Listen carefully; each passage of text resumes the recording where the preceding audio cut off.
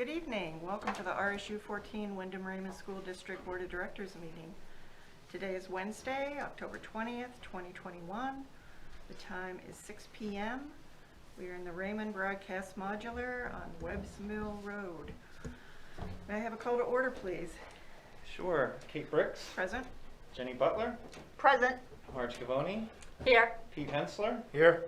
Char Jewell. Here. Kate Levier. Here. Scott McLean. Here. Mike McClellan. Here. Al Potter. Here. Christina Small. Here. Will you please join me for the Pledge of Allegiance? I pledge allegiance to the flag of the United States of America and to the republic for which it stands, one nation, under God, indivisible, with liberty and justice for all. You, Mr. Howe, any adjustments to the agenda? We do not have any adjustments tonight. All right, excellent. Number 5, public input, an opportunity for the public to comment on items not on the agenda.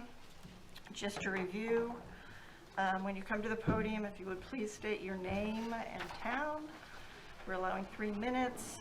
And if you have any questions or comments that you would like a response to, we have a sign-in sheet out there by the podium, and we will get back to you. I think that does it. Would anyone like to speak? No? Okay.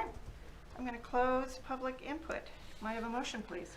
I move to approve going into executive session to consider the possible readmission of a student pursuant to 1 MRSA 4056B. Second. All those in favor? We are in executive session. We're moving out of this. We're actually going to leave this room, so if you want to hang out. Yep. We're going to be leaving this room. We're going to go into JS on this. Everyone, If you could bring your folders with you. there you go. Yeah. We'll be coming back shortly. No, you're good.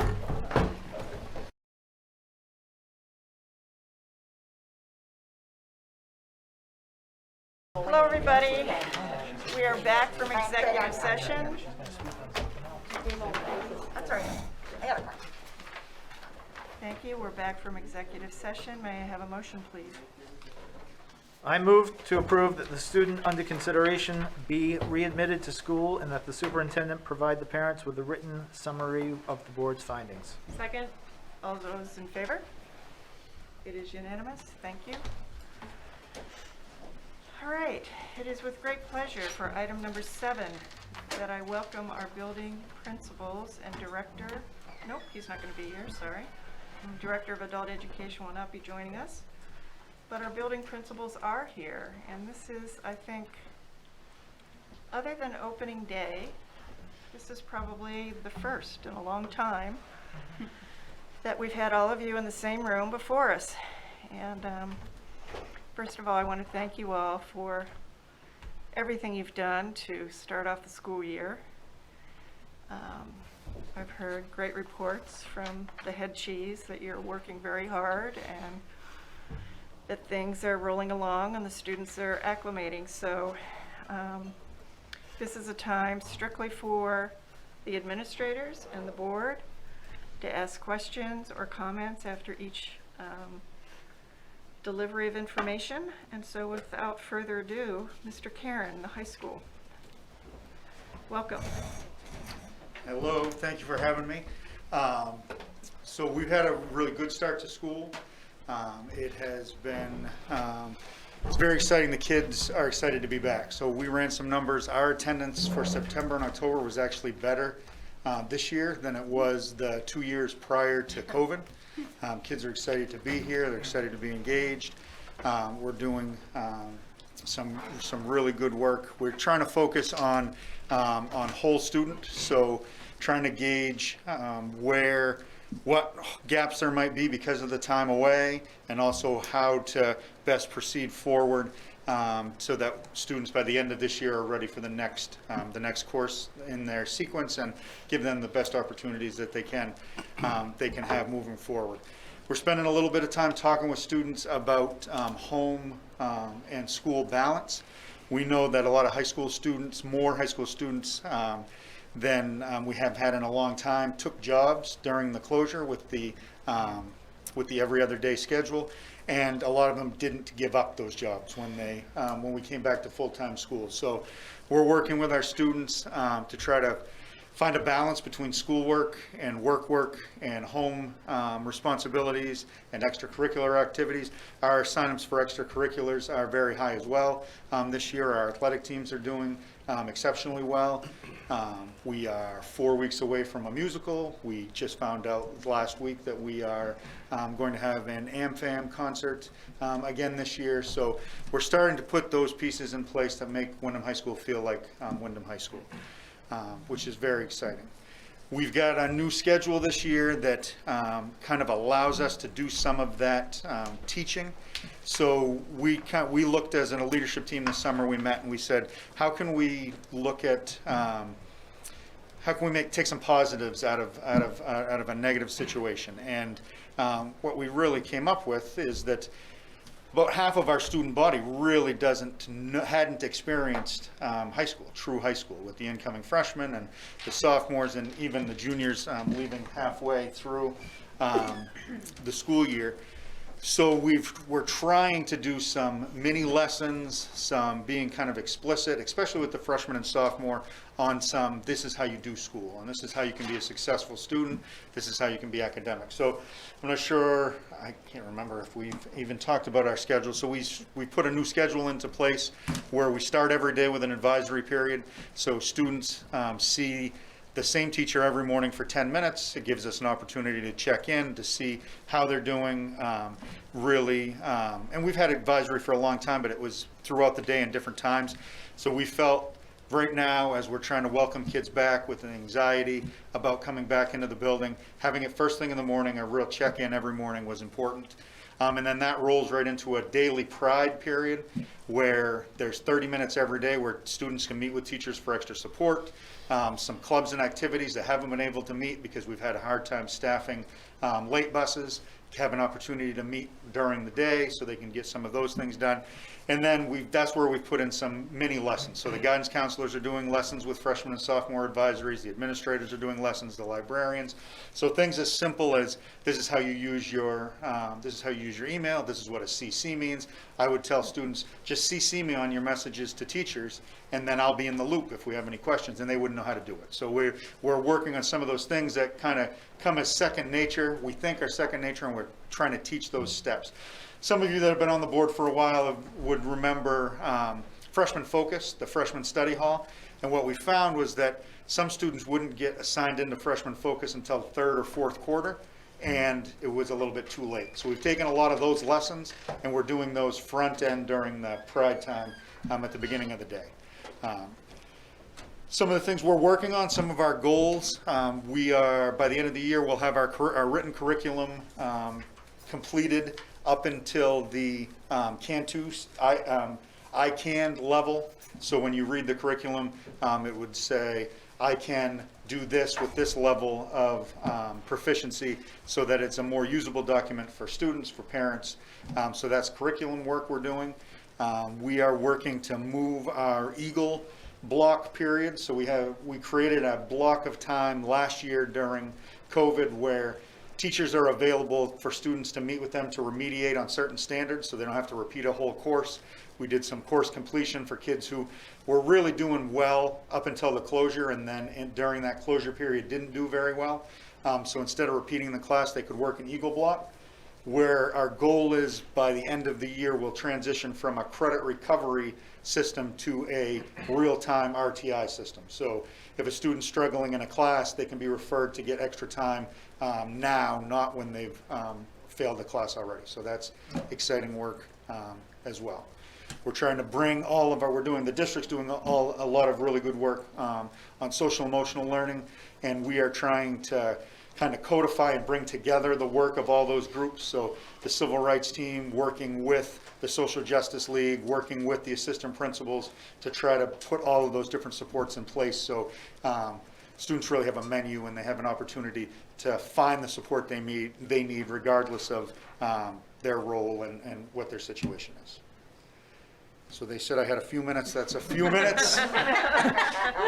We don't want to rush you. I am welcome to welcome any questions anybody has. Anyone? Mike? I have two, actually. It might be because I'm somewhat new, and I wish I had my glasses on. I was looking at the activities, student activities listings today, and I noticed some were inactive, and I wondered if that was kind of a function of COVID or just a norm. A lot of it's a function of COVID. A lot of it is, so we were unable to meet after school last year, so we're trying to bring back as many of those opportunities as we can. We need to have an advisor, so students are finding advisors to do different things. And some of them have been inactive for quite a while, and then we're looking for the right group of kids to try to move into, to bring those activities back. And their new activities groups are coming up all the time. If a student has an interest and they find an advisor, they make a proposal to me, and then we start that group as well. But it has been tricky with the lack of late bus, so during Pride Block we've been trying to have some of those activities meet, but I think it has been a symptom of, last year we asked everybody to be out of the building by 2:15 so we could do the deep cleaning, and then this year we can stay longer, but we don't have reliable transportation for students at this point. So that limits some of those groups. So groups that used to meet maybe once or 2 or 3 times a week are maybe meeting once every 2 weeks, so that parents can plan and do things like that. Okay, and then you mentioned Pride Block, and Yep. I saw that in the group activities Right. too. What's Pride Block? So so we've had Pride Block. I think Mr. Howell probably put it in place, but it used to be, it was once a week or a couple times a week. It's that time where a teacher can tag a student for extra help or extra remediation or things within the school day. And with our new schedule, we were able to, so instead of having 6 classes a day, we have 4 classes a day. We were able to take all of the extra transition time out and put that into support periods. So every day, there's a 30-minute block of time. Kids get an email in the morning if they've been tagged to say, Mr. Karen would like you to report to Pride for extra support in social studies. And so I leave my advisory and I go, and the kids who don't get tagged stay with their advisor for a half an hour study period to start the day.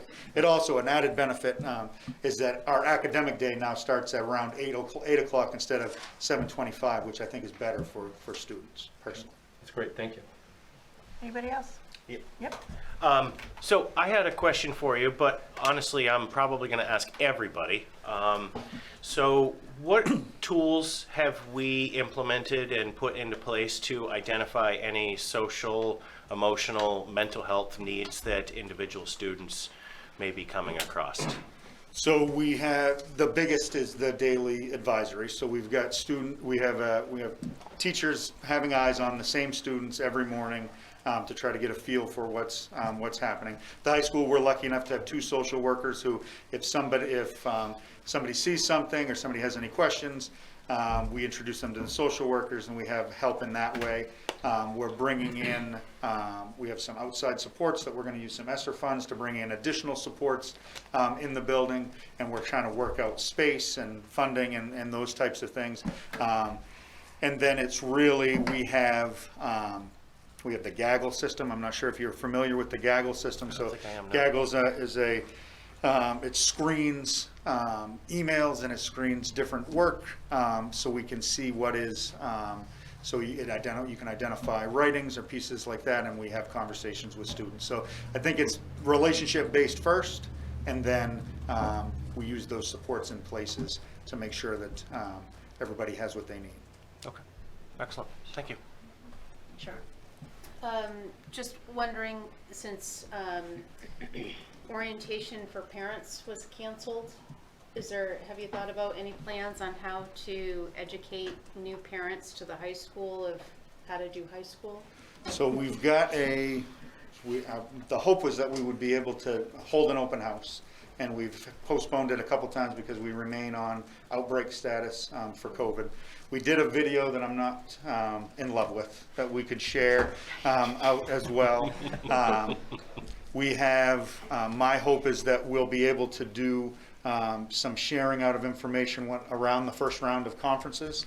and the A-team's going to set some norms on conferences in a week or so, and then we'll get some information out. So that has been, we've tried a couple times COVID's got me on a couple things. So we've tried to schedule open houses a couple times, and as we remain in the outbreak status, it has been tricky. All right, thank you. Anybody else? Pete? So under the model last year, the hybrid model, where it's 2 days a week and you only have half the students, one of the good things that came out of that we were hearing from basically all the schools is that discipline issues were way down. So I'm just curious, now that everybody's back and they're 5 days a week, what are you seeing from that perspective? So behaviors are back. Kids are being kids, but I think kids are really happy to be in school, and I think that they understand the rules that they have to follow for us to stay in school. So we're not seeing the behavioral challenges are not, I don't feel, and Phil is gone, so they're at the same level that they were pre-COVID. Some of the issues that we were dealing with minor vandalism in the bathroom, trash in the bathrooms, really got cleaned up during COVID. We didn't have as many kids in the bathrooms, and that has really has not come back. So I think the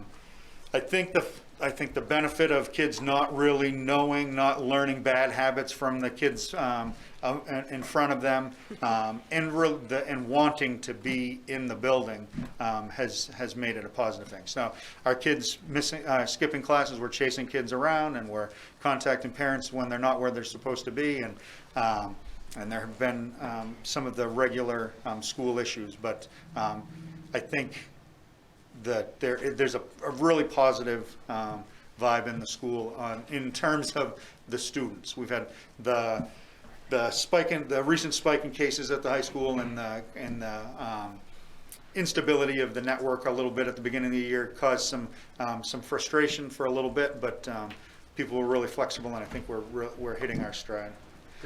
Good. Then my other question was just, can you talk about what things that you're working on or have put in place to increase mass breaks? Is it still just lunchtime right now for kids? Or So we're encouraging teachers to take kids for walks. So we've extended our classes to 75 minutes instead of 65 minutes. So a lot of teachers are taking students on mass breaks in the middle of the periods. Recently, some teachers have begun using the courtyard areas as an opportunity to go outside without going all the way outside and walking around and having to buzz back in the building. But they're outside mass breaks, and then at lunchtime, we put up a big tent in the courtyard in the center next to the cafeteria, and then I supervise down by the canopy, so students can go outside by the canopy. As the weather's gotten colder, less students are using the outside spaces, but we still have daily the walkie-talkies get picked up in the office, and teachers are using them to take students outside. All right, thank you. Anybody? Sure. I have one more that I just thought of. With the recent ideas how to prank in high school coming across social media platforms such as TikTok, have you guys done anything proactively to get in front of the kids before the next idea comes out to mitigate what happens as a result of those social media ideas? We haven't gotten out in front. We've been lucky that the impact of the several challenges that have come through have been less at the high school than at some of our neighboring high schools around. We try to stay in front I meet with a Cumberland County Principals group, and I know Mr. Howell meets with the superintendent, so we try to hear about it. We are in the RSU are a little bit behind when some of those things hit, so we sometimes hear about it ahead of time, and we can take some proactive steps in that way. But yeah, they have been. It has been a bit of a challenge, not at the same level for us as it was for some of my contemporaries around the southern part of the state, for sure. Thank you. We all set? Yes. Thank you, Mr. Karen. Thank you. We appreciate all you do. I'd like to welcome Craig Hames, principal of Cottonville. Hello, members of the school board. Thank you for having me. I'm Delighted to talk about Katahdin, one of my favorite things to do. So, pretty sure Ryan just did that without notes. That's not the case for me. That's pretty impressive. So I thought what I'd do is talk about the intersection between our program and the strategic plan, and then at the end, give you a little summary of some of the successes that we've had this year and a challenge. So that's how I'd like to go. So in terms of our school goals, we have a couple bullets. So the Katahdin program ensures that every student has a transition plan in place for success post-Katahdin, has 2 adult advisors that know each student well, knows the school core values and commits to doing their best to uphold them, and every student engages in relevant project-based coursework requiring student voice and active student involvement. So the first one we'll look at is the equity inclusion core belief. The Katahdin focus there is that our program exists to help students who benefit from a smaller, creative learning environment where they can find a pathway to support their learning and development. 100% of our students report that feeling respected for who they are is an important prerequisite for learning. This means that in order for students to access the learning, they must feel safe, comfortable, and accepted within the school. We accomplish this in myriad ways, but when a breach of our core values happens, we respond swiftly and with purpose. Integrated restorative practices means that students participate in the stewardship of the school and in upholding our core values of safety, respect, responsibility, kindness, and integrity. When a core value is breached by a student, that student must work to repair the harm. This keeps our school a safe, welcoming, and equitable space. So for whole child, our goal is to find pathways for students that unlock their potential. Doing this takes an all-hands-on-deck approach where administrators, teachers, counselors, and social workers collaborate to find creative solutions and create programming that is inclusive of the whole student. Therefore, we collaborate with Wyndham High School and their staff to enhance learning opportunities. Our students access the wood shop, the theater, the home economics areas. These opportunities allow us to provide multidimensional experience that supports the whole child. We embed the arts with academics, allowing students to explore many sides of themselves. We do photography, pottery, woodwork, gardening, drawing, painting throughout the curriculum. Student engagement alignment. Our job is to engage often highly disengaged students. This fact alone means that we must do school differently in order to engage those who have struggled in school. We find that when we mix high expectations with a high level of support to support those expectations, the results are excellent. Therefore, we get to know the family and the support systems through consistent home outreach and a robust orientation to the school conducted family by family each year.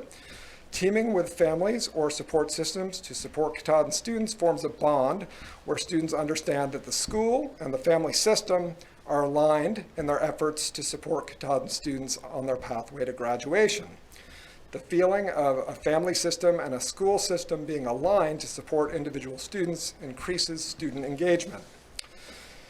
Because we know our students well and we can build customized learning projects that tap into students' interests and aptitudes. Students like practicing not only what they don't know well, but also what they do know well so that they feel proficient in an area, thus building more motivation to learn in other areas. Staff engagement. Katahdin has a professional staff of 6 that collectively has over 100 years of experience working with alternative learners. Given the seasoned nature of our staff, our challenge is to provide staff with new models, research, and PD opportunities that promote ongoing growth and learning. The staff operates in a highly collaborative atmosphere where there are ample opportunities for leadership and continued growth. Over the years, Katahdin staff have led district-level workshops in trauma-informed care, adolescent brain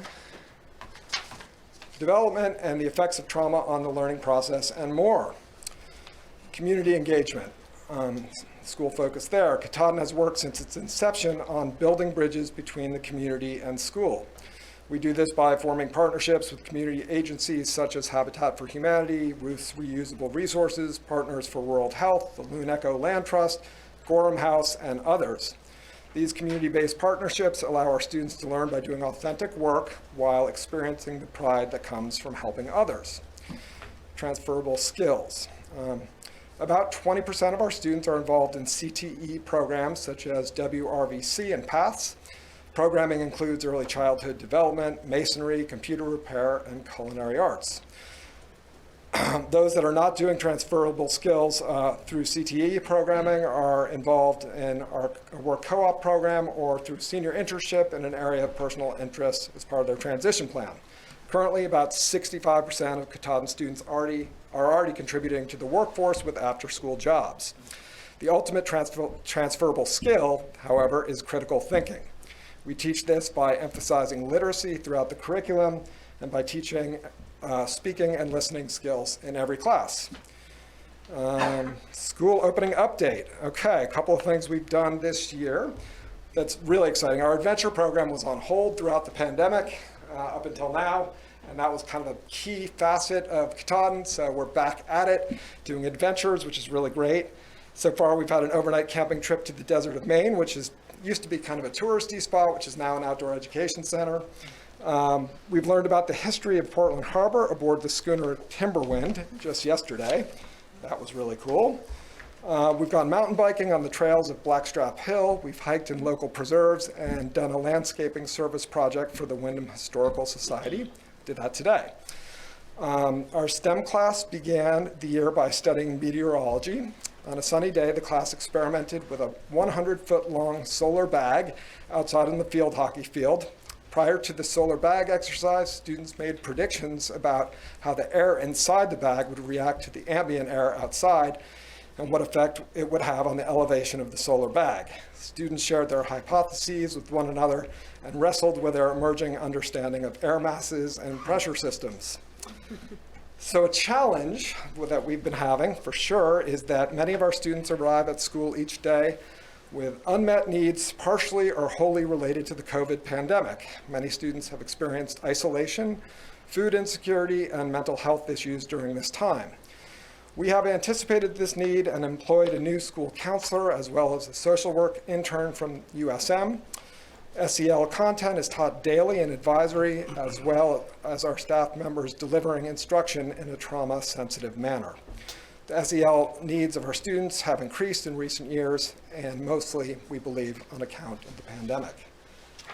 So that's what I got so far, but I'm happy to answer any questions you might have. Well done. Anyone? Thanks. You must have done an excellent Oh, job. geez, I probably said too much. Sometimes I do that. It's hard for me to be concise, but in short, the year has been really, there's a number of things that I didn't hit on in this, like Ryan had mentioned, they changed their schedule, we changed our schedule, and we offer wellness every day now, but when you sign up for a wellness period, it's a 40-minute period at the end of the day, and it's 4 contiguous days, Monday through Thursday. So kids can build on skills that they're learning in wellness. So they have great activities that go on there, from art activities to journaling activities to hiking. So we're really trying to get kids out into nature as much as possible, give them experience with the arts, and just do the things that can help them find kind of some peace and solace during a pretty difficult time. And so that's been really good.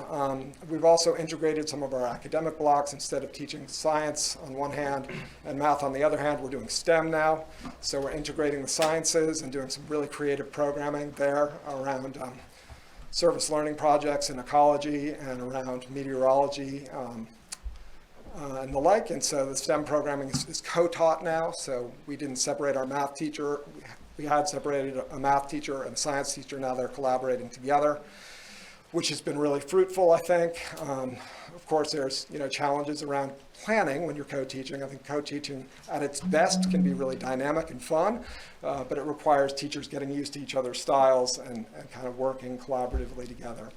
Same is true for our English language arts programming and our social studies. We're doing ELA humanities now. And we have a student intern who's collaborating with one of our senior ELA teachers to deliver really interesting humanities units that the kids are enjoying. We also have 8 new students this year. And I think as Katahdin integrates further and further with Wyndham High School, the high school and Katahdin are doing a better job really pinpointing who are the students that are going to benefit most from this resource.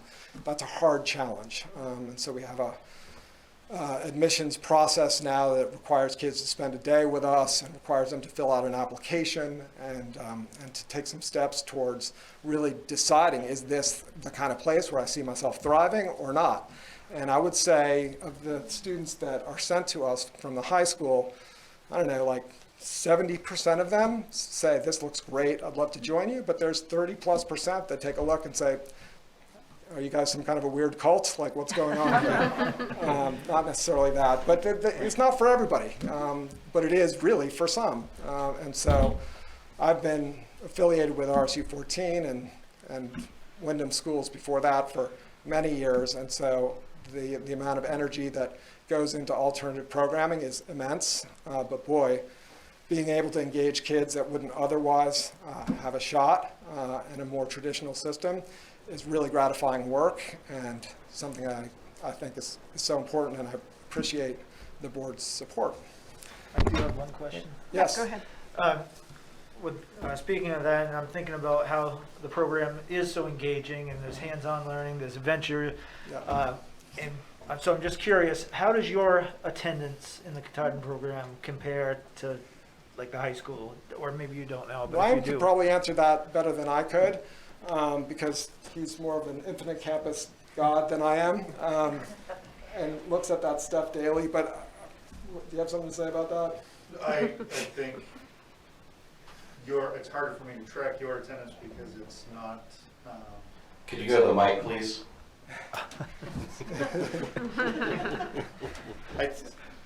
Katahdin has great success with the students that buy into the program, and that they struggle with a few students that enter the program and then don't necessarily have an opportunity for them to get their hooks into them, and then we have to do some of the habitual truant work that we do at the high school as well. But I think overall their attendance is right on par with the high school attendance.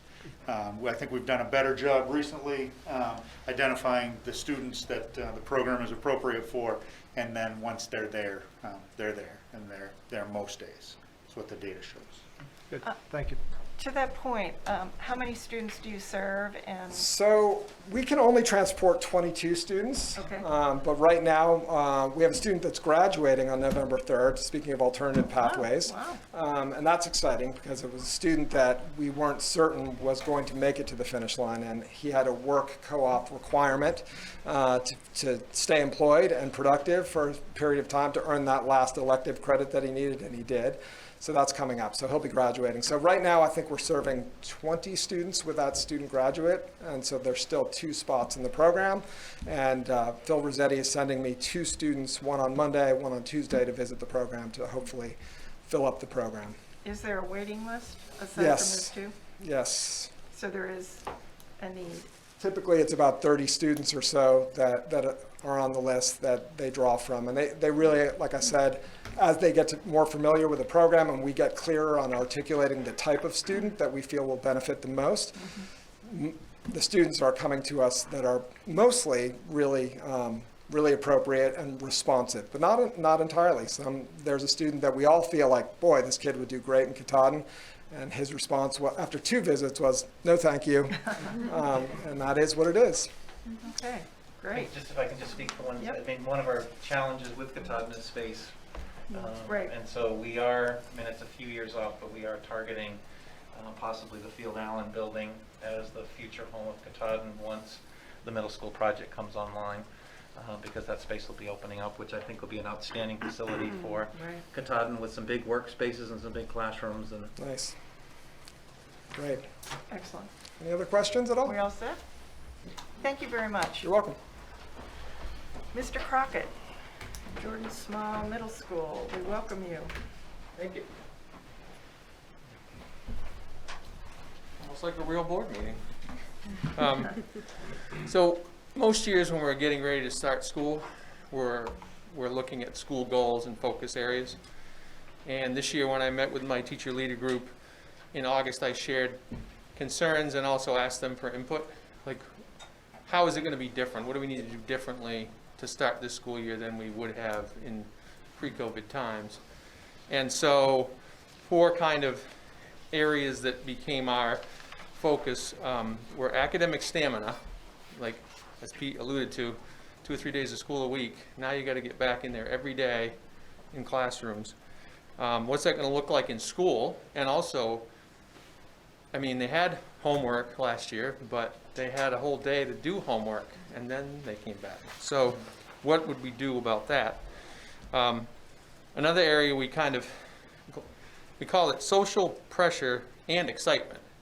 So they want to be back, and they're glad to see each other, but they also aren't used to being in a classroom with 24 or 25 people when they used to be with 10 or 12. And the level of attention that they had in hybrid, individual attention from the teacher, like in the moment, like I have a question, I need help, and teachers could anticipate it sometimes. It's a little harder when there's 24 or 25. So what's that going to feel like? And also, we want them to have good social connections, but we've also got to get some work done. So how do we balance that out? And that kind of ties in with reestablishing community and school culture. We did not have the ability to do the transition activities we normally do from grade 4 to grade 5. We did do a tour last year, but some 4th graders were fully remote, so they never got that tour. And we just didn't have the other activities that we usually do to help them get that connection, to feel like they're going to be comfortable moving into grade 5. And also just school culture. The leaders, the 8th graders, left school as a group as 6th graders. And so they didn't really fully develop those things that would happen normally as part of moving through the quagmire of 7th grade and then, okay, I'm an 8th grader now, they didn't have that experience. And so the last piece was recognizing how important communication with home is and school, and that the kids that were successful in hybrid and remote were the ones where there was good communication between teachers and parents. And whoever was initiating that first, or whoever was following up with that, as long as it was that two-way street and we knew how to best communicate with each other, it made a big difference. So I said, how can we carry that knowledge into this fall? Because it's a big transition. So academic stamina, we tried to just start with give homework, but in small chunks. You don't need 10 math problems. If you can do 3, great. Balance it off within your team. Talk to your teammates. If you're giving a big assignment for 2 days in science, let's not give them a big one in social studies at the same time. So trying to just get the habits going and build the stamina over time. Our 8th graders are now finding that we're past the building part. Now we're trying to get up into a little more of a normal 8th grade pace. The social pressure piece has kind of played out on the playground a little bit. So we actually we do a recess for all 4 grades. The 7th and 8th graders have a shorter block of time outside, but they have lunch and recess back to back. And so they get about a 15-minute break. And then it used to be the 8th graders would some would shoot hoops or maybe play a little bit of a game, but a lot of it was just socializing and hanging. Now I have like 6th grade recess, but with much bigger people. So it's it's a very active environment. Sometimes a little too active. So we've had to, reestablish. We're trying to be safe here, guys. I'm glad you're happy to see each other, but let's be careful. And then there's transitions. They're so happy to get out and socialize, and it's like, okay, now it's block 4. Got to get back in that academic mode. That's been a little tricky. We do a morning outdoor mask break / snack time. So we used to have snack in the classroom at certain points. Now we just go outside for about 10 minutes. We're doing that with all grades. Gives them a little time to socialize, but it's not really a morning recess per se. So we're still working on it. Community and culture is an ongoing, you're always working on your school community and culture, but trying to do it this year. in different ways. I mean, we've got our athletics programs running this fall. Hope to have a drama program going mid-year. Some of the after-school activities are reestablishing themselves. We had garden club out there today, and yesterday there was a rock band group practicing. So some of those things that enhance the academic experience. And communication school to home, I'm just, I think we're doing a pretty good job. I'm not hearing a lot of complaining right now. Quarter is coming to an end, so we'll find out. But teachers have been really proactive about, trying to send an email and not get a reply, pick up the phone, so that parents are aware of where their kids are at. So those are our short-term goals. I don't usually have short-term building goals. It's usually year-long. Our big goal is multi-year, and that's around project-based learning, more integration of content, more hands-on experiences. That is moving forward. It's a little more cumbersome at times because we're trying to get all these other pieces to work, but we are doing a good job with that, I think, moving it forward. Not where we want it to be right now, but headed in the right direction. So that our focus right now, I have a small group of staff. We call it the project-based learning team. We meet every 2 to 4 weeks. Right now we're focusing on transferable skills. So that came out of our discussions around the same time the strategic plan was approved. How do we get certain attributes across the school that the students will get similar messaging and understanding about? So we've been writing sort of a norms or skills for collaboration, because you can't do good project-based work if you can't collaborate with people, either in partnership or in groups of 4 or 5. So how do we build a common language around collaboration in the school, and then have the students be reflective of that, as well as getting feedback from teachers? So that's an important transferable skill. We're also working on quality work. The teachers wanted to define more clearly, if you're doing a presentation from your project-based work or with a group of students, what does good quality presentation take? If you're creating a poster or some kind of two-dimensional representation, what goes into that to make it communicate well? How does it look to the audience, to the person who's going to see it? And so we're trying to get a little tighter on that and communicate it across all 4 grades. So that's the work in progress right now. And then as we get into mid-year, we're going to be more defining what does project-based learning look like at Jordan Small Middle School. So that's a little bit more complex. So we have our original, mostly me and one other staff member, giving a description. Here's some ideas. Here's what we're thinking. And that was almost 2 years ago now. We need to go back to that, revise it, and build it out. So, those are our big focus areas right now. The short-term goals, kind of get the kids back up to speed. And today actually felt like October should feel. Monday did not feel like that. I felt like it was March, and if you work in a school, you know what I mean by that. And so I think we're gaining on the short-term goals, and hopefully they'll be in the rearview mirror by the time we get to January, and then more energy around project-based learning for next year and this year and many years. So that was a lot less words than Craig. He knows a lot more words than I do. Anybody have any questions? You did a good job too, so thank you. All right, thank you. Up next is Mr. Patton, Wyndham Middle School.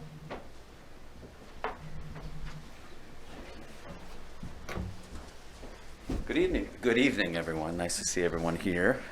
So I started with really specific words, and then based off of the people that went before me, we'll wing it a little bit. So just to start off, we have a new assistant principal, Mr. Peter Hill, so welcoming him to Wyndham Middle School. He's doing a great job. We started off this year, we offered 6 different parent tours based on different times, just to help parents and students get acclimated back to school. We followed that up with an open house the night before school started, just to make sure, again, kids and parents had another opportunity to see the school, to see classrooms, to meet teachers, There are some activities for parents, so we try to center everything around the strengths that kids gained from COVID, and to look at things not as necessarily a throwaway, but what was gained from that. We had some activities. We had a bonfire. That was the first bonfire I've ever had at an open house. So parents and kids worked on writing down COVID throwaways. So a good one that I saw was Zoom calls, and then they put that on a block of wood and pitched it into our bonfire. So we had the fire department there as well. What we wanted to do this year was take what I think is a really great strategic plan, but there's a lot to it, and boil it down into 4 things that are really student-centered. So I'll read those for you. So these are mindsets for kids, and you can consider these to be everything that we're doing this year, whether it's short-term or long-term, centered around this. So I am part of this academic community. I can succeed at this. My ability and confidence grow with my effort, and this work has value to me. So everything I'll talk about tonight should be really centered and honed in on those things. So the 2 that we're really focusing on to start the school year is I'm part of this academic community, and that's really about kids coming back from a pandemic, having 3 different cohorts if you include A, B, and remote. Taking the 5th graders from Manchester School, bringing them into the academic community, and I think trying to overcome some of that disconnect that everybody felt. And we're here, right? We all have masks on. We're in this situation together. How can we develop relationships, reconnect students with other students that they haven't seen before? So we worked a lot with staff, really the first PD days, the workshop days, to plan activities based off of where we knew kids would be at coming into school, getting to know each other, developing relationships, engaging types of things, so that they came away from the first days, the first week of school, feeling like they knew some people there, that they made some connections, had some relationships, and that they could feel, again, part of the community and feeling welcome. So we worked hard on that. In addition to that, another goal that we had that we're focusing on is, under I Can Succeed at This, is really about grade level rigor, and making sure that what we're teaching students is at grade level. And if we need to remediate, we need to fill in gaps, that we're able to do that. Not just saying, well, we know they missed a year, so we got to teach the year before, right? Because that continues to widen the gap for success with kids. Some other things that we've been doing, obviously working on developing relationships. Part of that, we've revamped our Ignite program, so that's how we start the day with kids. That 45-minute block, kind of like Pride block at the high school, that's where we do direct instruction for special education services, Tier 2 interventions, so that's math, reading, and executive skills intervention. And then in addition to that, for everybody, what we call General Ignite is a Tier 1 executive skills intervention. So all students get a couple of check-ins per week, so that would be a sort of a one-on-one check-in, teacher with the student. Seeing how things are going. That's kind of that first line of defense in terms of developing a relationship. Was it Scott, to your or Pete's point about kind of check-in and mental health and those types of things, is getting to know the students well, so that if there is an issue, that's kind of the first screening tool. I think the best tool for that is really the staff. The staff know their kids well. If we allow them to develop deep relationships with kids, they can catch those kinds of things in advance, and we can get resources into place. And then in addition to that, we get into, if I'm working with Christine on things, checking her folders, making sure she's organized, looking at her use of her agenda book, actually check Infinite Campus with her to look at missing work, maybe make a plan for that missing work, check Google Classroom, and really that's intended to help support some of the loss of skills that we saw last year with kids on their own at home, and really support them in school. Parents have a lot of stuff going on, and so the more that we can take off their plate, and the more the instruction that we can give to students individually to teach them those skills, like Ryan's talking about what a CC means, would be great. So learning how to check, organize email, organize all of their stuff to make sure that they're ready to go, and then also work with students on individual plans to make up missed work, or to support them emotionally if need be. So to Scott's point, the other part that we have, we meet weekly as a RTI and student support services team, and that's where we take in concerns from parents or other staff, or from staff members, parents, and help to put plans in place for students that need that support. So we have a full-time social worker, we have a health affiliates social worker that we contract with that has space in the building, our guidance counselors, and yes, we're busy. We have a lot of mental health needs. We have a lot of students that are we're seeing long-term stays in mental health facilities and returning back to school. So interventions to help in terms of support them with mental health. There's a lot of that going on. Let's see, just making sure I have everything in here. Some of the work that we've done sort of like climate-wise and making sure that everybody feels a part of the academic community, some surveys that we did in the beginning of school. So happy to report 88% of our students feel mostly or completely safe at school. So 88% sounds high, but at the same time, when we look at those numbers, 12% of 630, there's still a section of students that don't feel that way, and we've got to work on that. We've got to dive into what's going on for them. How do we make them feel more welcome? Some, I'm sure, are coming from different, transferring from different schools, and some just are not accustomed to school. They've been out for almost a year and a half. And so getting them used to doing school again and making sure that they feel safe and supported is really a top priority for us. Sorry, I was going really fast, so I can slow down and stop if there are any questions. Work having value to me, that's like Randy talked about in terms of project-based learning. As we look to open the new school, hopefully in 2026, we've got a lot of work to do so that our educational programming, at least a year or two before we go into that school, is already tested and tried. And so we've got to work backwards from that. So we have to we're forming a new leadership team. And that was part of it because of the changing of Mrs. McBride to Mr. Hill, and then also sort of redefining our priorities, especially around our student beliefs. This work has value to me, my ability and confidence grow with my effort. That leadership team will help to develop the 5-year plan, which we hope to have like as a running map of here's what we're doing year 1, here's what we're doing year 2, here's what we're doing year 3. I've said this a number of times, so I'm sorry if it's like boring people at this point. My biggest worry is that we open a brand new multi-million-dollar school and we have not advanced our teaching practices to fit that, right? And we go back to some of the things that we've done before. So we've got some work to do. The new building is a really good catalyst to help those conversations move along, to make sure that the design fits what the intended use is. And so that's a lot of the work that we're doing right now in terms of the building committee and then also with the architectural firm. In terms of some work with staff, we've been doing a lot of work with them in terms of feedback surveys. We did a staff climate survey over the summer. Staff recognized student behavior as a top concern. So Pete, I think your question about where are you with the busyness, it's really busy. And I don't know if that's specific to Wyndham Middle School. I know around the US, that's what we see. In terms of, it's so busy I haven't gotten to looking at really any numbers, right? And so part of it right now is we're reacting a lot and trying to put plans in place and support students. Our teachers are doing a great job with low-level behaviors, keeping kids in the classroom. They understand that kids coming in, they need to relearn the rules. So it's not about, it's really multiple opportunities of reframing expectations, helping to support them and guide them so that they can be consistent with what those expectations are. And it's taking some time. We're seeing some progress. Some days are better than others. A lot of physical altercations, and I think that speaks to students.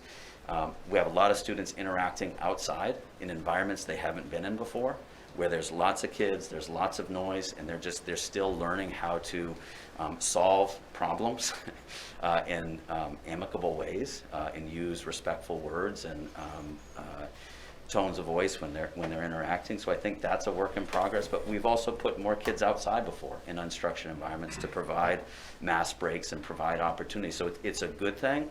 As staff, what we have to make sure is that we're supervising efficiently, that we can step in if we're seeing an argument that starts to occur, that starts to go off, to provide those like in the moment types of social skills and processing to assist kids with that. So we're seeing a big skill deficit with that coming in, because kids haven't had those same, I guess, stressors, experiences. It's hard to, when kids aren't put in those situations, it's hard to practice those skills. And then just a couple other things I want to make sure I don't miss. Also, in terms of getting to know students better, part of our workshop in Service Day recently, teachers had selected students based off of different backgrounds to interview them, to ask about their experiences at school, how things are going for them, what their interests are and what their backgrounds are. And so we want to do more work with understanding where our students are coming from and to get that student voice so that that has a seat at the table in terms of our decision making and planning going forward. And then lastly, I don't know where I am on time. So successes and challenges, obviously the new middle school's construction project, great opportunity to review, refine, and hone our instructional model. I think great successes the first 3 days of school and continuing on with that. And then a challenge, I think personally for administration, and I think for many of the teachers, is moving from a position of being reactionary and of management to a position of instructional leaders. And so what that looks like is being able to get into classrooms more and give feedback to teachers. That right now is really hard to do. Most of the day is spent sort of cleaning up messes, investigating, different things that happen between kids outside of school when it comes to like social media and those types of things. And so if we can get into more of a position of instructional leaders instead of reactionary, that would be nice. Excellent. Questions? Pete? All right, I guess I could ask this question to any or all of you, but you're the lucky one that I'm going to pose it to. Thank you, Pete. I mean, last year was difficult, and we all did the best to, we all did our best to make a challenging situation, to get through it, and I commend the teachers and the staff. But, at the end of the day, there was a lot of lost instruction. Mhm. So I was curious to get your thoughts or your assessment on coming into the year, where the students are. And you spoke of grade, I can't remember the term that you used, but Yeah, grade level rigor. great, okay, yeah, so, and I know it may be hard to quantify, but where would you say our students are coming into the year? And then how do you get them back to grade level without overwhelming them? Yeah, I think that's probably the $1 million question, Pete. And so I think one is it takes time to assess where kids are, formatively assess where they are. So if we're starting a standard, like figuring out where are each of my students and then making a plan for that. And so I think it's all over the place. We have students that I don't think there was any loss of learning and gained a lot from that. And we have other students that, yes, I mean, to some extent, it's like they have not been in the classroom for a year and a half. And so I think all teachers struggle with, this is the standard I'm teaching, right? This is the level of rigor it should be at for the grade level. But what happens if Pete is missing X, right? And Mike is missing this, and Scott is missing this, and how to fill in those gaps.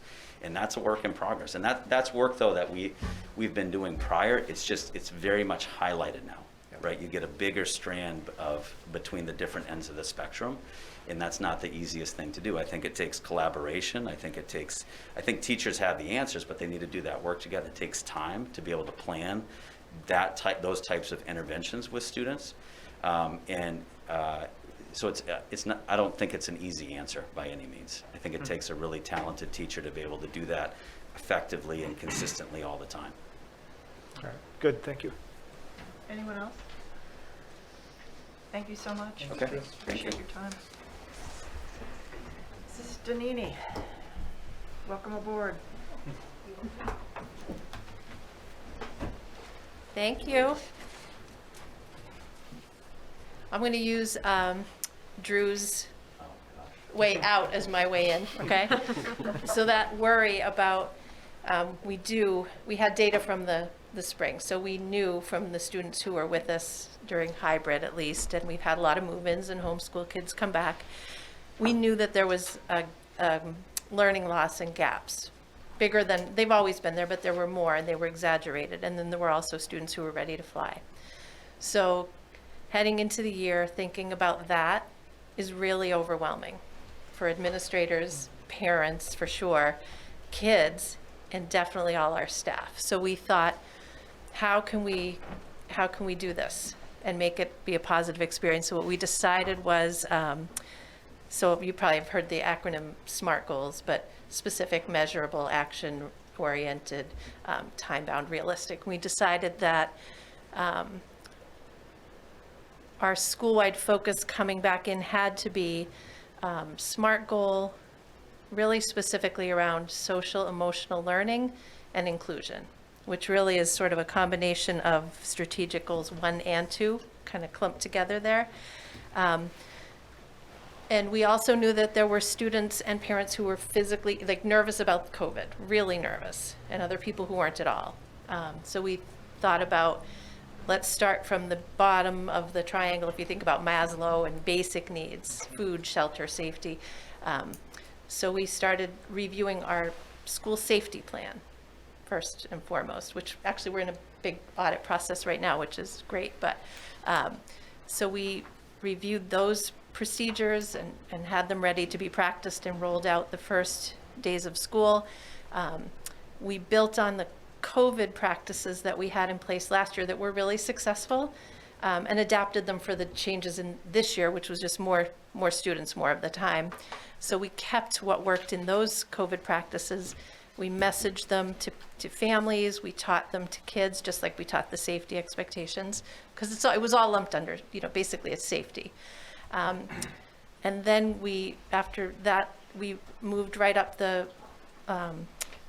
developmental ladder a little bit and really planned out and had teams and teachers doing specific activities with the students, all the students, to get every child to have multiple opportunities to let their teachers know who they are, what they like, what they don't like, to help create the vision for each classroom and the codes of, or SOPs, sometimes we call them standard operating procedures, having some voice and some input into those, and then added on, once those basics were agreed upon and practiced and celebrated, adding in some collaborative team experiences in classroom, team building, fun times, games, a lot of outside time.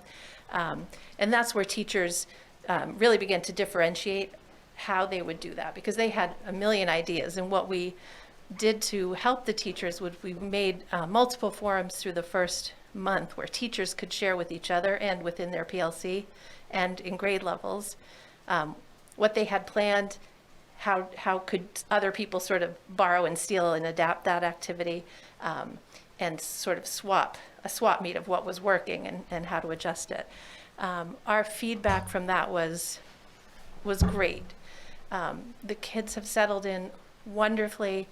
The teachers' feedback was, now we've always, other than the COVID protocols, none of this is brand new. These weren't like new activities we made up, but the difference they said this time was that it was a written and shared and sort of documented school-wide process, so that they felt not just the permission to take this time and to not worry about, I have students 3 years behind in reading and one, pocket on grade level and these 3 are ready to fly. That wouldn't be a healthy, productive way to start the year. So we got positive feedback on that. We continue the work. We have a great support team. We have our social worker, our school counselor. We also have Sweetser in-house. And we have a social emotional learning PLC, professional learning community team, that includes our speech clinician, our school psychologist, and the social worker. So we have other layers for the students who, because they were all surveyed as well, about how they were feeling included, or were they feeling, did they have friends, did they feel that they belonged? And there were some students who weren't feeling great. Most were feeling pretty good, but for the students who either said they were not, doing the best that they could be, or that we noticed, a student crying, I miss my mom because I was with my mom all last year. We put supports in place for those kids, individual sessions, small group, mentoring, RTI process. So a lot of really good stuff, and that continues. So we said it was our September SMART goal, but it really, it's October. We're still doing it. So I could go on and on about that because I think it's really important. It's been successful, and it will continue.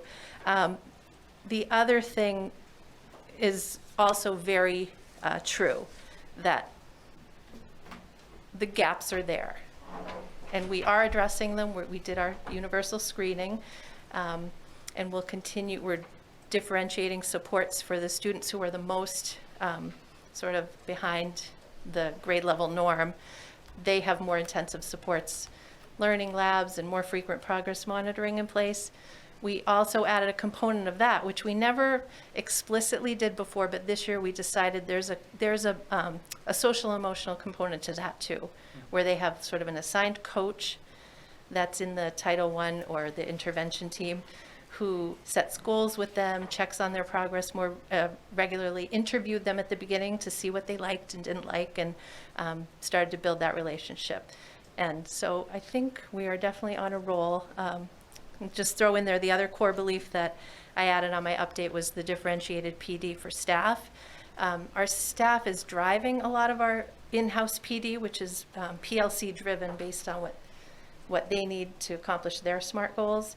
A lot of grade level sharing opportunities we've already built in and will continue to. And then the district is helping us with some of the choice days around equity, inclusion, and SEL. So I'll stop and you could ask anything. Thank you. Yeah. Questions, anyone? I feel like I'm the only one asking them. Yes. Keep going. All right, Danielle, thank you for that. So obviously there's been a lot of resources dedicated to closing that learning gap, and making up for that. But you've also mentioned a couple of times that you've got students that are ready to fly. Do we still have a gifted and talented program? We do. We do. We do, and it's fully functional. That process didn't really change. It's the same assessments, the same team, the same program in place. But that's ideally captures like the top 5% of students. And there are a whole lot of other kids that are ready to fly too. And so one of our challenges we identified last year and are continuing to work on is, especially last year, because you had A cohort and B cohort, and it was really hard to plan, right? You had A, B, and then Fridays, and so there was a tendency to try to keep kids together more, just for management's sake, and that really isn't what we need to do now. Now we really need to dig back into some of the work in progress that we had going before about how to really differentiate for students, so that the students who were lower, behind in certain ways, weren't not accessing the grade level content, right? They're still learning about the same, say, social studies concepts, but the reading has to be differentiated, or the math has to be differentiated specifically, while kids who are ready to fly aren't held back to that same, already mastered that standard. That is very complicated work, but it's really what we're doing and what we have to be doing. And so we moved on to a SMART goal. Like I said, the SEL work continues, but the October into December SMART goal is really focusing around math specifically, because that historically has not been our strength.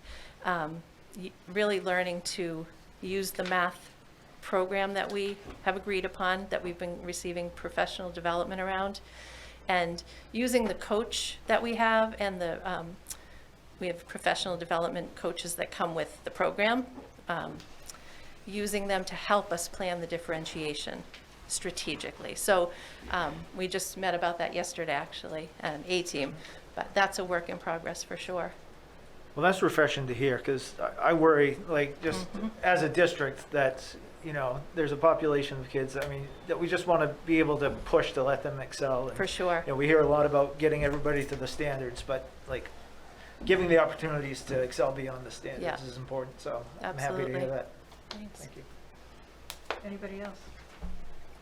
Thank you so much. Yeah, welcome. Thank you. And thanks for all your support. We're very lucky. Thanks. Thank you. Beth Peavy, RES, welcome. Well, hello. I want to say ditto. I think we should have done it together.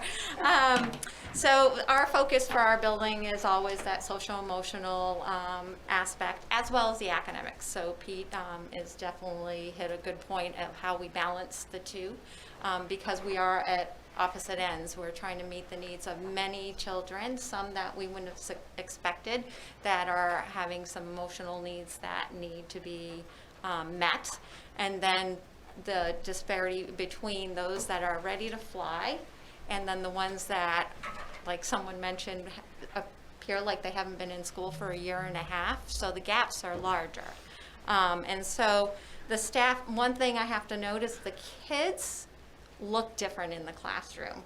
That's what I noticed the most, even though they may be, lower in some areas, they are engaged in their work. They're happy to be back in school. And that's something that looks different for me when I go into the classrooms. They want to learn. What's been a little bit of a challenge is, if you think about elementary school, and probably Kyle can speak to that as well, is in my building I have pre-K that's never been in school, kindergarten's never been in school, kindergarten students, some never have been in the building in a school where remote, or part-time, first grade, part-time, second grade, you know, so you think about more than half the building. It's a new experience when they walked into school. So, you know, the social interactions out at the playground, that was my first. I need to be out at recess and seeing what's going on and just looking at how students are interacting.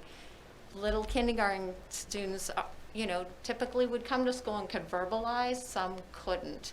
And so they would use physical and, or growling or those ways for communicating. So just being out there and in the moment and teaching them those social skills is really important. You know, just say you want to play and this is how we play. And it's amazing within weeks to see the growth. But to have that many children come into a building, and he has 800 or so come into a building and have to socialize and learn how to communicate, was what I think our teachers needed to prioritize with students coming in to begin with. How do we do school? Also building those relationships, key. First, I told my teachers, relationships, taking your time will build you that the students will learn. You know, so take that time to build those relationships, get outside, fresh air, explore our outdoor classrooms, and just really, that's going to bring engagement for students. We want them to come to school and enjoy coming to school. As far as meeting the needs of students with, you know, any worries, anxieties, we're lucky because this year we did hire for JSMS and my school 2 days per week, a regular ed social worker. And how does that tie into equity? When we have a Sweetser or Spurwink social worker in the building and a family we refer to cannot access that service because the insurance they don't cover, that doesn't provide equity. So right now we have a social worker that we can refer anyone. There's no barriers. So I think that's an important aspect for our district, and it provides, it's easier. You know, it makes it easier for families. And so more students are getting access, and her schedule is filling up fast. So there is a great need. We also have a Sweetser social worker. She's in my building 1 day a week. She's now going to be moving to 2 days a week. So now it's 3 days a week, and we're pretty much getting full for a little school for social work services. We also have a special ed social worker that's split between our school and Katahdin. Yeah. So she's also available. I have a school counselor. If you know if anybody wants to be a school counselor, have them please apply. She's leaving at the end of the month. So, you know, that will be a void. One of the areas, you know, no one has really talked so much about challenges I do want to bring up is staffing. Staffing is critical right now. And our areas that are being impacted the most, special ed, my interventions. So I'm down 2 interventionists, have not been able to hire anyone, multiple special ed staff. So on a daily basis with COVID or people sick, we have a lot of absences. I want to thank our substitutes that have been the saving. Every day we sometimes call people and they'll come in and they didn't pick up a job, but they're coming in because they know we're at critical point. I had a phys ed teacher left right the first day of being on the job. My retired phys ed teacher came in and did long-term until we hired someone. So our students that are the most at risk is where we're being impacted right now. And that's a concern, and I worry because when we don't have enough staff, like this is across, you know, the nation, it impacts our staff that are coming to work and are there every day picking up the load. They're getting tired.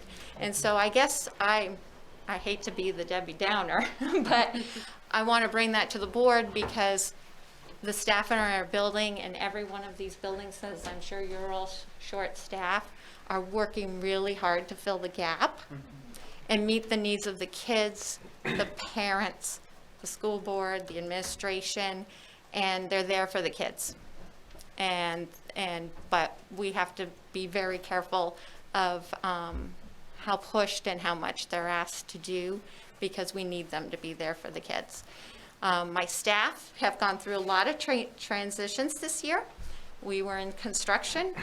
We're still in construction. So they started out with not kind of being displaced, and that sense of community wasn't really there, that Raymond Elementary sense of community. We're starting to get right back to that, but the staff are pulling together because they know we're all so busy, but they need that sense of community. So, you know, they've done a lot for their students, you know, having meetings with their, morning meetings with their students, checking in with their students. They're checking in with each other. We couldn't have where they could actually get near each other for lunch at all, or because we had nowhere for them to go. And that's the one thing they wanted, just so they can be with their coworker and just have a downtime to talk. What a difference it made for them. Right now, they're trying to do some, you know, we're going to have Pride Day every, Spirit Day every month, and a social breakfast every month, you know, breakfast that you grab and go at least to celebrate people's birthdays. So it's the sense of community is with our students, with our staff. Outside of our school is our PTO. I have to give kudos to our PTO, who's Jody Carroll right over there, one of the members. They are the most efficient PTO I have ever seen. They are amazing. Jody emails me all the time, how about can we do this? So we're looking at trying to do our book fair, but the concern is I think we're in limbo. We want to do what we did in the past and try to bring that in, but we still have this dreaded thing happening called COVID. And so we're treading how to bring community but be safe. So I keep reevaluating all the things we need to bring back, but how far do we go? And so for our book fair, which I know parents love, they're looking at other options that are outside of off campus, tying in businesses and supporting businesses as well. So it's creative thinking. But it's, you know, I have to say kudos to our PTO for wanting to take that on, because it takes a lot of work. In our school for, let's see what else. The beginning of the year, we had pre-K and kindergarten parents come and visit, but it was outside.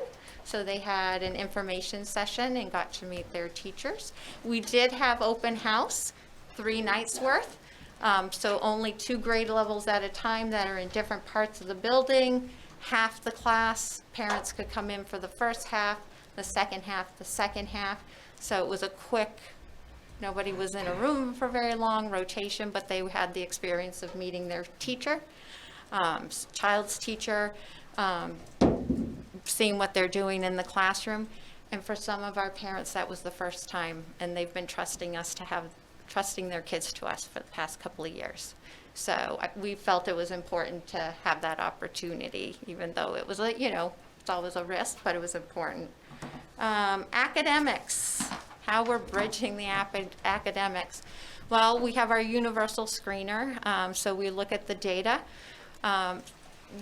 As Danielle had mentioned, more PLCs having a little bit more choice with their PDs on Wednesdays, and listening to what they need. They're all in different places. You know, when you have pre-K and 4th grade, their needs are very different. So looking at what their needs are, because they do the best work when they're working together and have that designated time and not rushed. So that's been helpful. There is a focus on the math because this is our 3rd year, but will be our 1st year to fully implement. So we didn't get to fully implement it the first year because we went into COVID. Last year it was twice a week. So this is their 1st year to really become fluent with the program, embrace all components of the program, and learn how to really do the program with a full class of students with different needs. So they have been looking at the data, looking at which groupings, and how to differentiate. Some of the focus areas for them right now in the past few weeks is how do you provide small group? for their students. Because last year, they were in front of their students and it was teacher, student, teacher, student. Old school. Now you have double the number of kids, if not more, and you have to do the lesson, but also provide time where you work in that small group, because that's where you're going to make the biggest growth for those kids that are struggling. We have interventionists that will be working with students as well.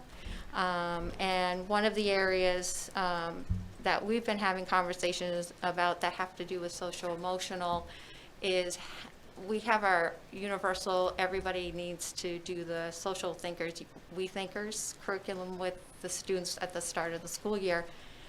But there are still students that are struggling that are regular ed students with the social skills. And who's going to provide those groups? So we've been having conversations on how to bridge services and staff to provide that for students. But any questions? Mike? Mike? Yeah, and actually I had a couple for you, and you kind of answered them all, so thank Oh, you. But you're welcome. I'm going to dig a little deeper, because we've heard about, and I could ask anybody this question, I guess, but we've heard about students, we've heard about staff, and I was actually thinking about the desire of the community and of volunteers to get back to doing what they do. Yeah. And you kind of touched on that, but so can you speak more to that? Are there barriers because of COVID? Or it sounds like the desire of the community is to get back in and help. So There is, and we do have our volunteer handbook and volunteer forms, so families can, parents or community members can fill out that form. I think there's just always some reservation too with staff or individuals. You know, some are going to embrace it, some are not. And, you know, we're trying to figure out when's the best time for them to come in and what can they do that's not going to put them at risk as well. So is it that they get to copy things and, you know, or are they working with students? And so it's a management piece and it's a documentation piece, because you need to document who's in your building if we have to do contact tracing, which is fun. So, you know, whenever anything we're doing as administrators, in the back of our mind is, if this happens, what will contact tracing look like?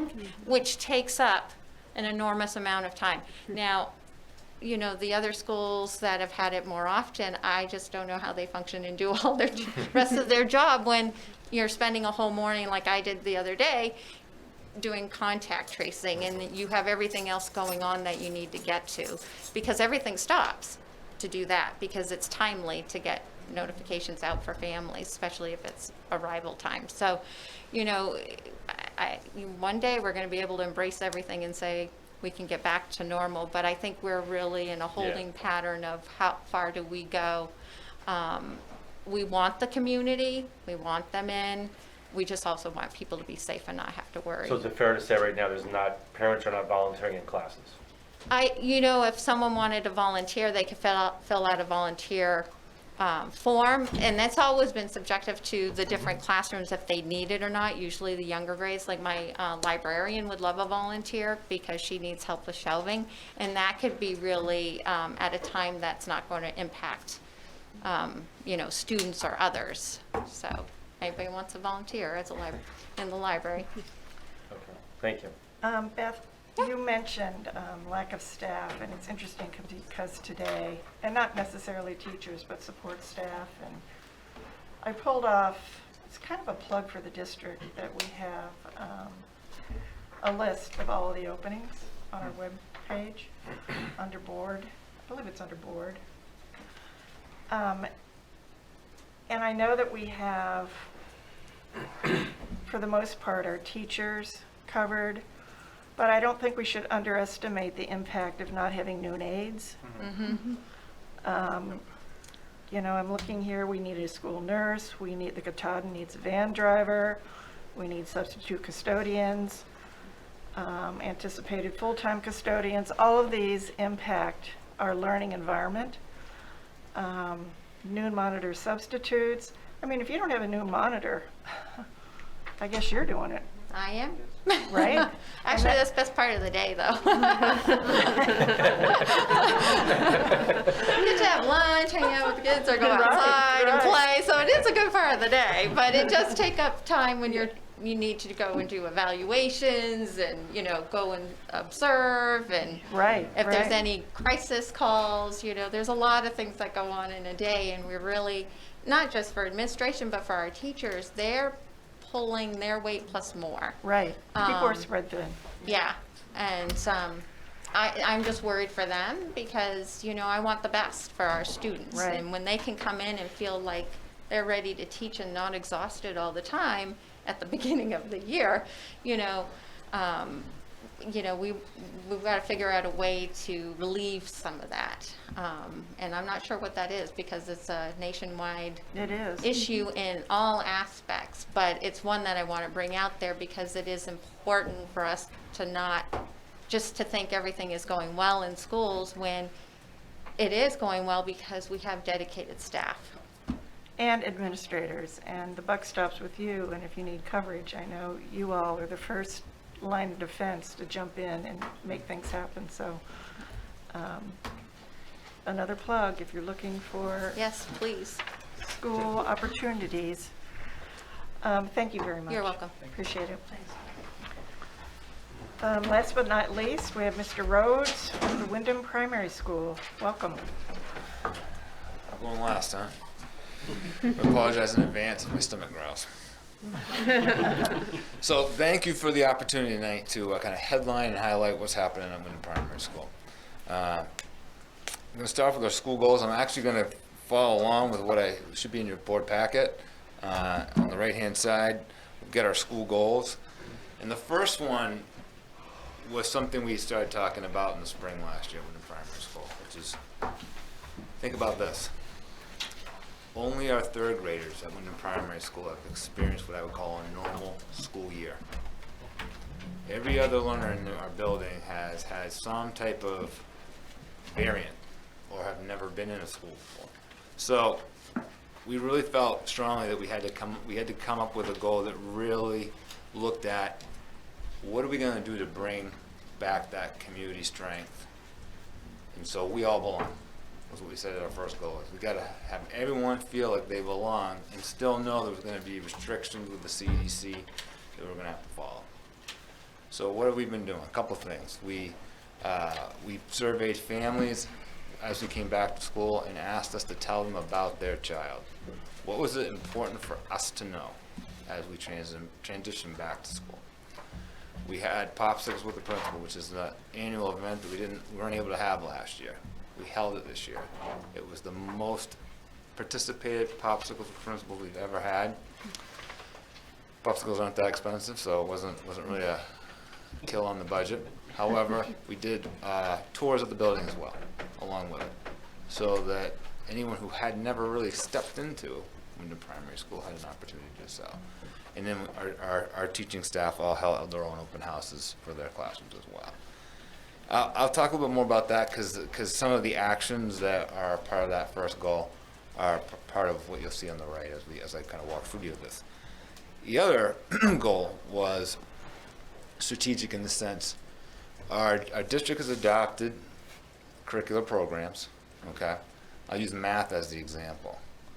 I believe this is the year 3 of the math implementation.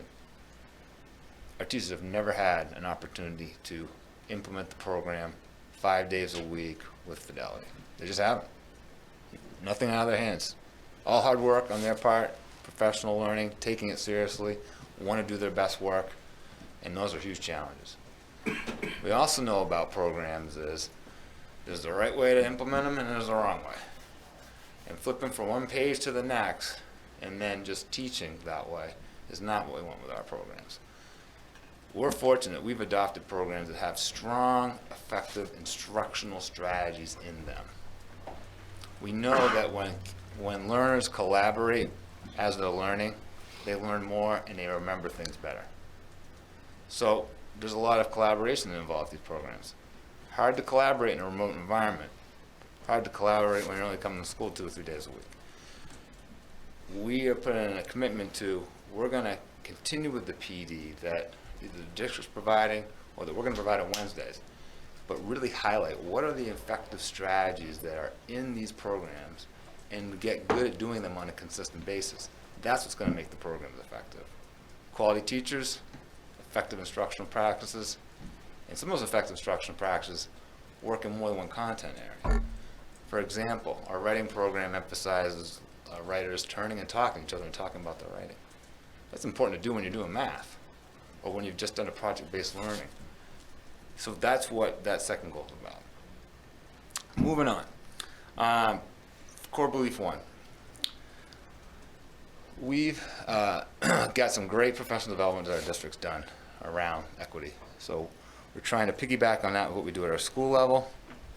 We're also looking at how are we going to get back to that really strong homeschool connection that we had prior to the pandemic. That was one of the really integral parts of how Wyndham Primary School operates. It's really strong homeschool connections. We know who our learners are, we know who their families are.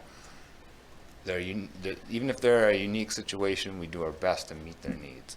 And so one part that's coming up that I want to share about is we're going to, about mid-year, randomly survey our families and ask them what needs are being met through our school and what needs they still have that we're not meeting for them, so that we can make some checks and adjustments, because we could assume what families are needing right now, and I do believe we're doing a good job, but there may be some pieces we're missing out on, and let's find out what they are, so that all families have equal access to the opportunities we can provide them. And if there's an opportunity that we can provide that is needed, let's do that. So moving on, core belief 2. We are really fortunate that we have committed as a school, and then we have a trainer around a curriculum called social thinking.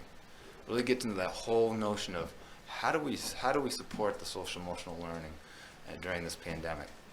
And so one of our speech therapists, Caitlin Plain, has been doing for several years ongoing training for our staff, and that will continue on.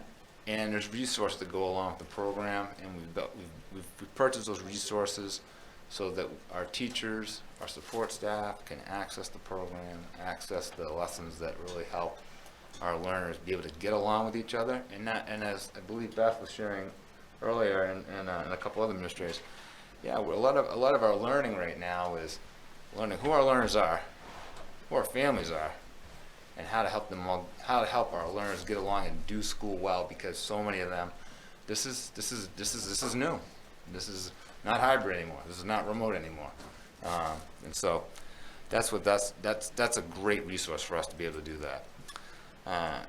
Core belief 3, we've got a couple things going on there. One, we continue to be a member of the Collaborative for Customized Learning, and that provides us professional development opportunities to look at, here's our programs, here's our curriculum, how do we make it individualized and meet the individual needs of learners? And then, as I've shared already about our goal, we're using time at staff meetings with our Wednesday afternoons to really hone in on and highlight those instructional practices that are already in the program and how to do them well. So, for example, we've had already a couple opportunities to work with our math coach this year, come in and do trainings with our entire staff for a grade level, and really with the emphasis on what are these instructional practices and how do you do them well. And then core belief 4 kind of piggybacks on that too. All that notion of building up the toolbox of a teacher, so they can be better at helping the learner learn. And we have PLCs just like the other elementary schools do well as well with that. And then we'll also include in our staff meetings that we've already been doing and will continue to do in the future, where emphasis on that professional development around those instructional practices.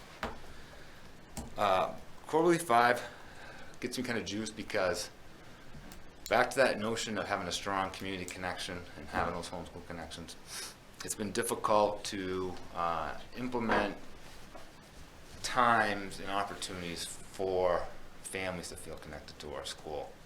And so, I've shared about the popsicle principles. That's one opportunity. Next Saturday, we have our Fall Festival. It's become an annual event that we weren't able to have last year. Gonna have it, it's gonna be outdoors for the most part. We're also coupling our book fair with it, so we're gonna be able to have the book fair. People can browse books in a safe way.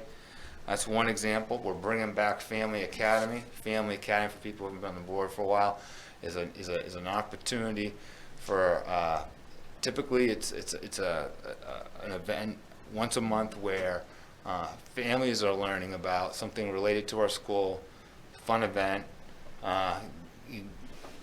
Get people to just get out and enjoy each other's company. What have we done in the past? We're planning to do learn about how math happens in school nowadays. We did we've done one a few times around the writing workshop and how that works in schools. We've done ones on how to help kids stay off the screen. And so sometimes if they're more focused on just the adults, we'll have a special event or an activity for the children to do at the same time. But children and parents are always welcome to attend together. And sometimes, like, we do an origami night, and that's one that the families can easily do together. So really excited about doing that. Our first one's going to be on coding. We're actually going to be able to do that one online. There's an organization that puts on for families coding nights. So we're going to have a coding night coming up on November 2nd. That one will be online, but we'll also have some opportunities for families to come in. And then once again, we're running Odyssey of the Mind.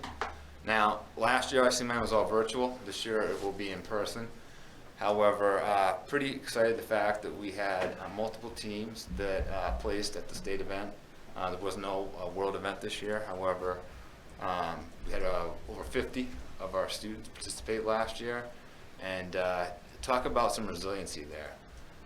Never being able to meet in the same room with your teammates while you're problem solving over several months says a lot. So that's just kind of I could go on. I could take another 15-20 minutes on just this one alone, because I really think part goes back to that first goal of we all belong. We're trying to somehow get back that that feeling. I've talked about the social thinking curriculum already, so I'm going to move on past I believe 6 and just end with some successes and challenges. And I'll start with the challenges. You've heard about the technology challenges. One piece that I believe is really important for you to have a sense of is this. One of the unintended consequences of the technology challenges have been knowing how much the technology is being used. It's being used at such a high level that it was really stressful. It was stressful for teachers because they were planning to use the technology, and then they would come in and have to make a plan B and a plan C. The good news is the technology is being used. We just got to have a workforce, right? So that's something that's really, really crucial, and it was creating more stress. And we're all fatigued by the pandemic, right? So it added another layer to that. Teachers are resilient and they are creative, so they figured out ways to manage all that with Plan A, with not having Plan A work and having Plan B and C there, on the side to grab from and go with. But I think it's important to note that the staffing, due to not having any applicants or not having any qualified applicants for positions, is certainly a challenge. And then once again, it's the staff who are coming on a day-to-day basis through those doors of our school with a smile on their face and are saying, okay, I'll help do that. I'll help do that. I think of a willow tree a lot. People being really flexible and stepping up. And that's something I'm really proud of. However, there is a threshold. Everybody's got a threshold. And so I am concerned about that. We're making some adjustments. We had a staff meeting today. We talked about schedule and some adjustments we're making so that we could help alleviate some of that, hopefully. But yes, it continues to be something we're working on day to day. Successes. One, it might seem simple, but when you have an 800-student school and a lot of parents like to drop off their child and pick up their child, arrival and dismissal is something else. I'm happy to report that it has gone extremely smooth. Now, I'm sure there's people out there that think there's a better way to do it, and sometimes you gotta wait a little bit. That all being said, I believe it's a safe and orderly fashion that we do it in, with a lot of cars and movement going on in a short amount of time. So, and once again, just like the third graders are the only ones who are kind of used to what school would be normal, same thing for most of the parents.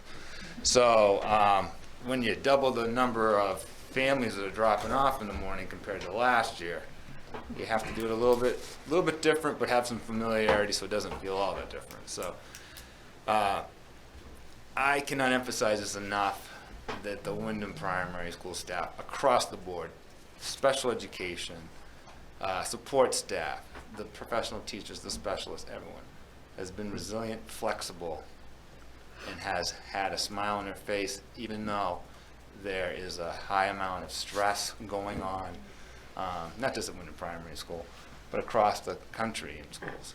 So, real proud of our families hanging in there with us, our staff, and most importantly though, our learners are continuing to be resilient and are so happy.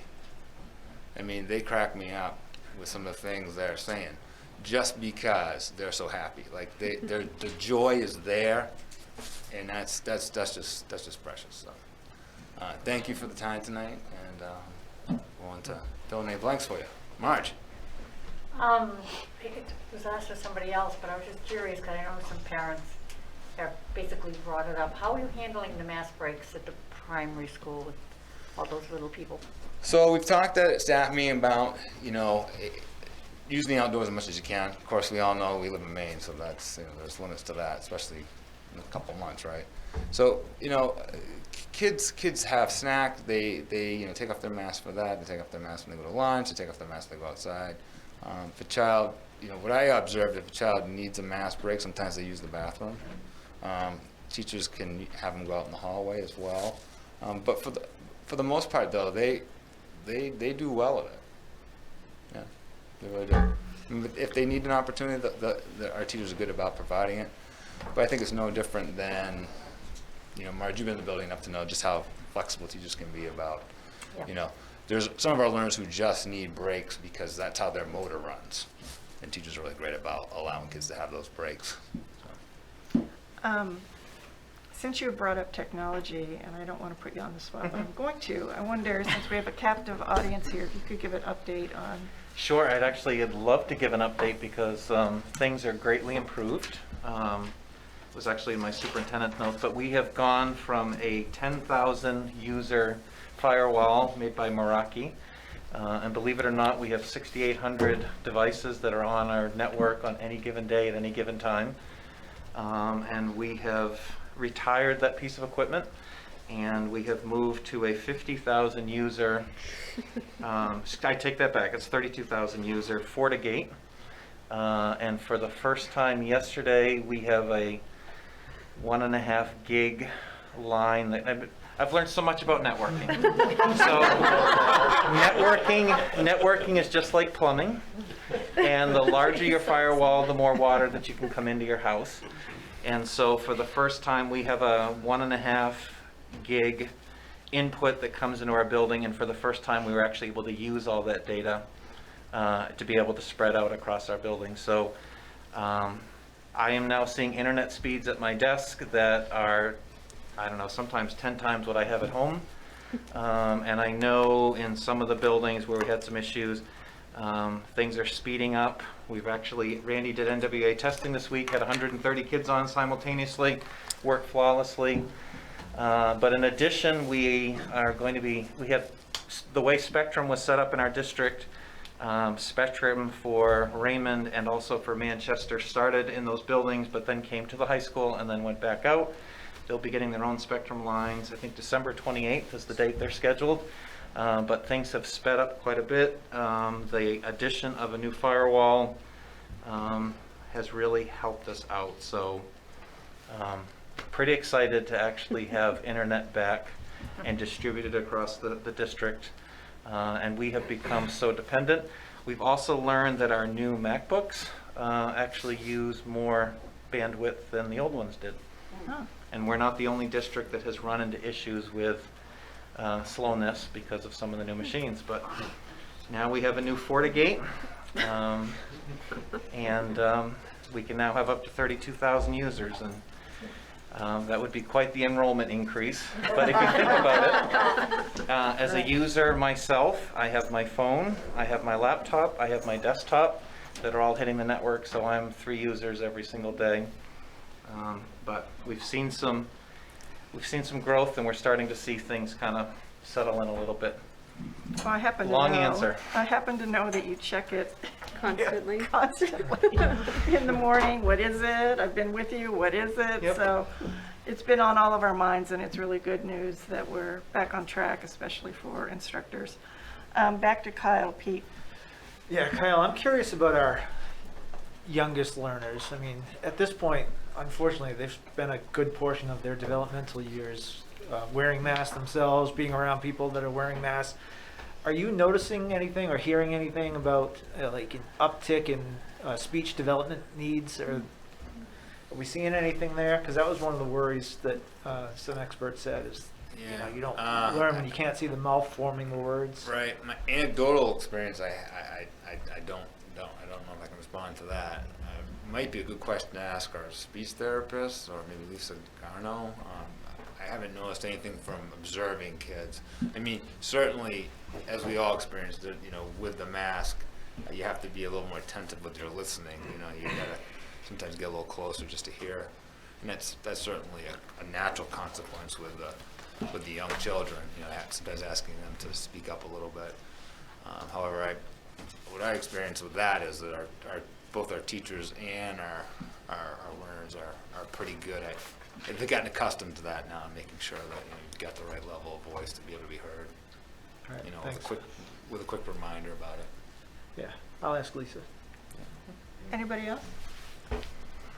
Thank you, Kyle. You're welcome. Kate, can I just say a few things as we finish up? Absolutely. While we have our administrators here and before we release them, we're now 20 months into the pandemic. And one of the things that you find out when you hit a national crisis and also pandemic is you find out true leadership. And I'm so thankful for the slate of administrators that we have in RC 14, our building administrators, the high level of leadership that they have shown in taking on not only a pandemic, the nervousness of their kids, the nervousness of the adults. They've been the rock in their buildings, and they truly have been servant leaders throughout their buildings. I'll go and visit, and they're covering a class, or they're cleaning up and helping out in the kitchen, or they're helping the custodians out, or they're helping unload boxes. Things far, far beyond things that would normally happen on any day. The number of hours that they're working, which is a concern for me. We text frequently, days, afternoons, nights, weekends. As cases come in or issues are coming in, this group of individuals are always on. And I think it's important for the public to know that these are not individuals who are rolling in at 8 o'clock and leaving at 3 o'clock. They are all day long, weekend long, evenings, supporting their families, supporting their students, supporting their staff, and making sure that things get done. The other thing I think is important to mention, unfortunately, they've been also the face of public health, and they've been put in a really bad spot. And so CDC has set quarantine rules, has set SOPs, and this group of individuals have been the one kind of stuck in the middle, who have been the one responsible for delivering those messages, for taking the feedback on something they did not create, for something that they want to have go away just as much as everybody else. But they've always taken the high road, and they've worked really, really hard to help explain to their community, to help explain to their students just why we're doing this. And you know, they're doing all that they can to keep those health and safety protocols. I mean, as of today and tonight, I think we hit our 50th case. We had 150 last year. So in the first 6 weeks, we've already hit a third of the cases that we've had. And they've worked hard. You know, some of the quarantines, while they've remained small, when you're looking at trying to determine all the contact tracing, think, Ryan, you had a case last week, 175 close contacts, and trying to figure out who was where, when, and who were they with, and tracking all that down. And I just think it's important for our community to know just how hard this group of individuals and just how well that they've handled this pandemic across the past 20 months. And so, honestly, it was nice tonight to hear building goals, because so often lately we've been talking about masks or other things, and it was just nice to say, you know what, we're really truly about educating kids, and this was a great reminder tonight of how hard they're working, in addition to all these other things, to keep the educational program moving forward. So I just want to thank them all for being out here tonight and sharing their goals, because you guys did an amazing job.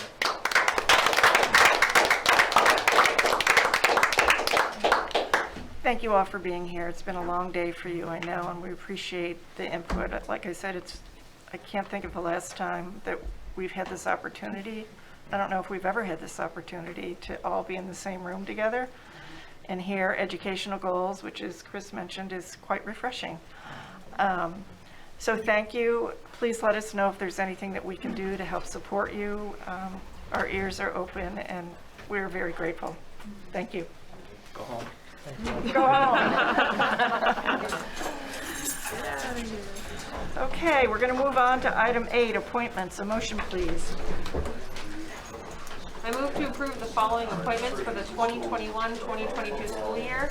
Misty Stevens, school nurse, Wyndham High School, Wyndham Middle School, bachelor 16, salary $62,532.08, prorated at $49,819.49. Second. Any, first of all, a question. Is this a new position?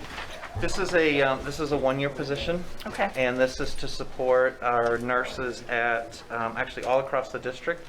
But specifically, this person will be floating to start between Wyndham Middle School, Wyndham High School, and Wyndham Primary School on the campus. That's where our case count numbers have actually been the highest. Terrific. So providing some support. Much needed support. Thank you. I'm missing that part. That's all right.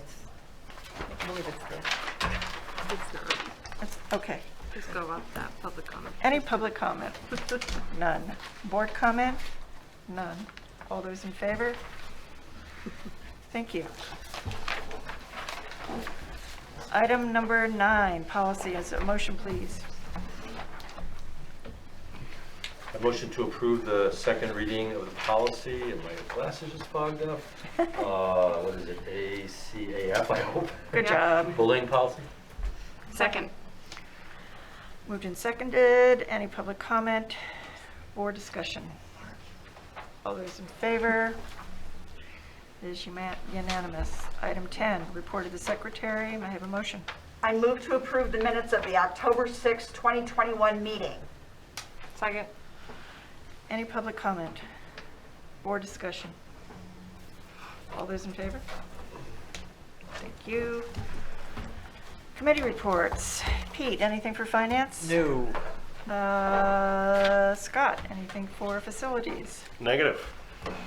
Kate, anything for policy? Yes. We're meeting tomorrow. And we'll get back to you. Nothing for curriculum, right, Jenny? Correct. Next month, probably. Yeah, probably next month. We're giving the staff the gift of time to kind of get their act together before we reconvene with curriculum. Technology, Christina? I was going to say we haven't met since last meeting, but I wasn't here last meeting. So, but we briefly went over some of the survey results that we had received. We mostly only got them from Wyndham Primary School just because that's where the staff have been given the opportunity. So we kind of went over some high level stuff while acknowledging that there was a big piece of data that's missing. So it was more or less, we need more information. Okay. Well, it's good to know what you don't have. Marge? Yep. We did have a meeting, finally. It's been a while. Zoom, naturally. For our paths and for Westbrook Vocational School. Part of it, the beginning of every year, is we go over the bylaws and the live work agreements, and there have been no changes in actually quite a while now. We did not vote on them yet, so everybody has time to reread them and look at them again. Paths is, this year, is talking about having starting up an exploratory programs for, I think it was 9th and 10th grades. They haven't worked out all the details, but students will come in, I don't know if it was for I don't know, do they semester or course? Semester. And they will go through multiple programs. So now they have some idea when they finally get to pick one in the 11th grade for their Tech 1 and Tech 2 years, the last 2 years of high school, they'll have some idea of what the program is. So it's not a student who just comes for that one day when they usually have visitation, and then they really get into something and decide, okay, I don't think I really want to do that. You know, that looked like fun, but it's not so much fun. So there's more information to come on that. That's exciting. The other thing they're doing, and they had a representative from SMCC there, and he spoke about students having the opportunity to take credit courses there. There are, I guess, quite a few students doing it now, and I'm going to defer to Chris on where. So our history has been students taking their English classes and not doing senior English at Wyndham High School, but doing it at SMCC. Beyond that, I would need to connect with Ryan to see what other courses students might be doing.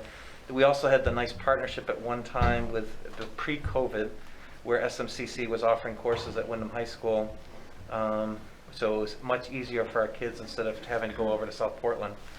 I don't know if that has returned yet back. I know you can always do an art course there through SMCC, but as far as math and science and other ones, those kind of took a pause with COVID.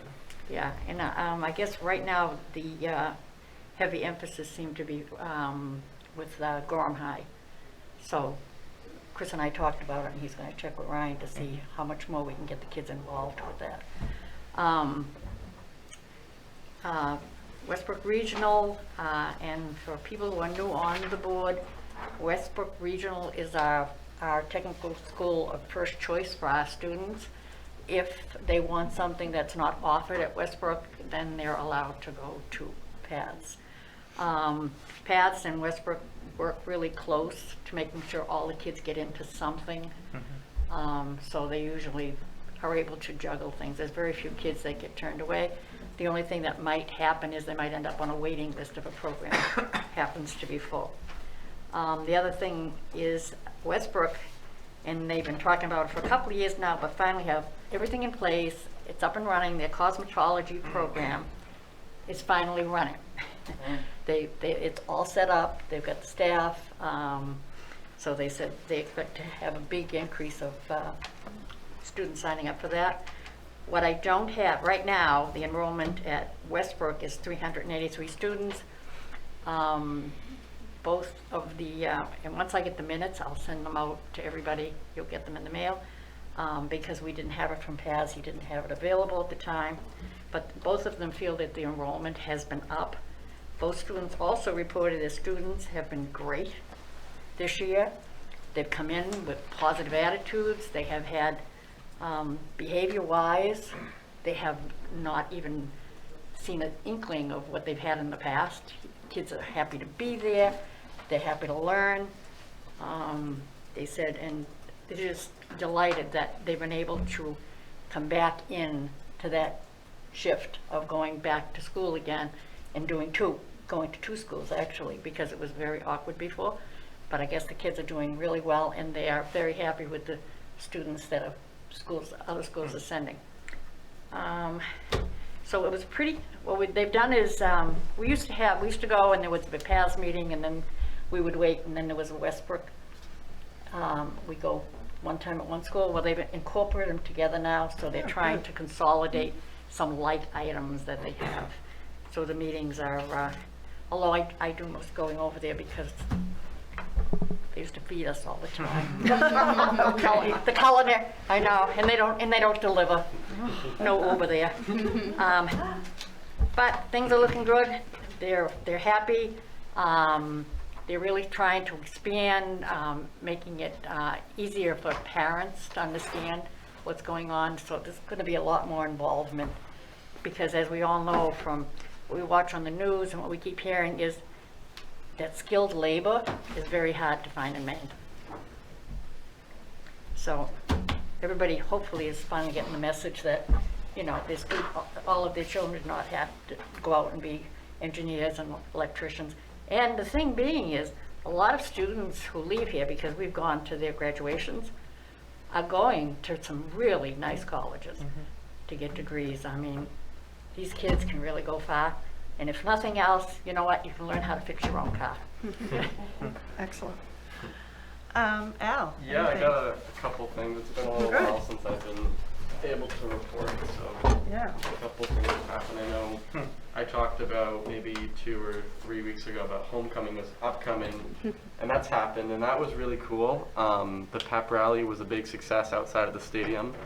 It was really nice to kind of have a semi-normal high school event, and I think a lot of people were expecting it to kind of be a dud because it was rescheduled, and in the past, rescheduled pep rallies kind of go terribly.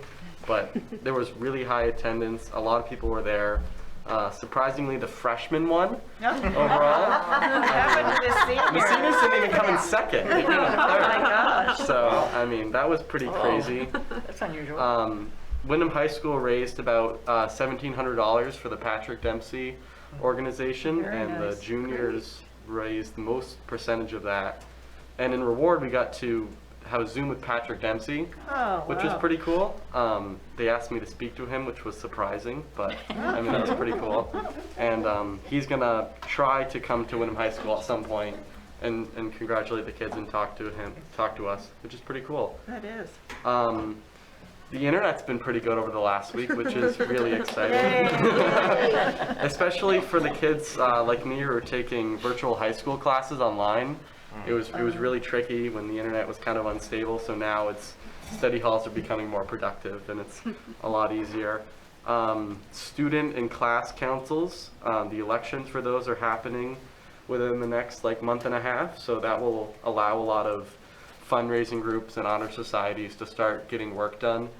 I know the Spanish Honor Society is starting up Aguilitos again this year, which is the Spanish Honor Society students teaching Spanish to primary students. Oh, great. So that's finally happening again this year. A lot of fundraising is going on. And in a couple weeks, Q1 is ending. And I think the main thing I've heard from a lot of students at all of these student council meetings is that everybody's really excited to be back 5 days a week. They like the new schedule. They like how everything's working out. Stress levels are really high, but I mean, that's kind of what happens when you go from 2 days to 5 days. And I think people are enjoying the fact that they're learning a lot more than they did last year. So yeah, that's my update. Not to put you on the spot, but of course I will.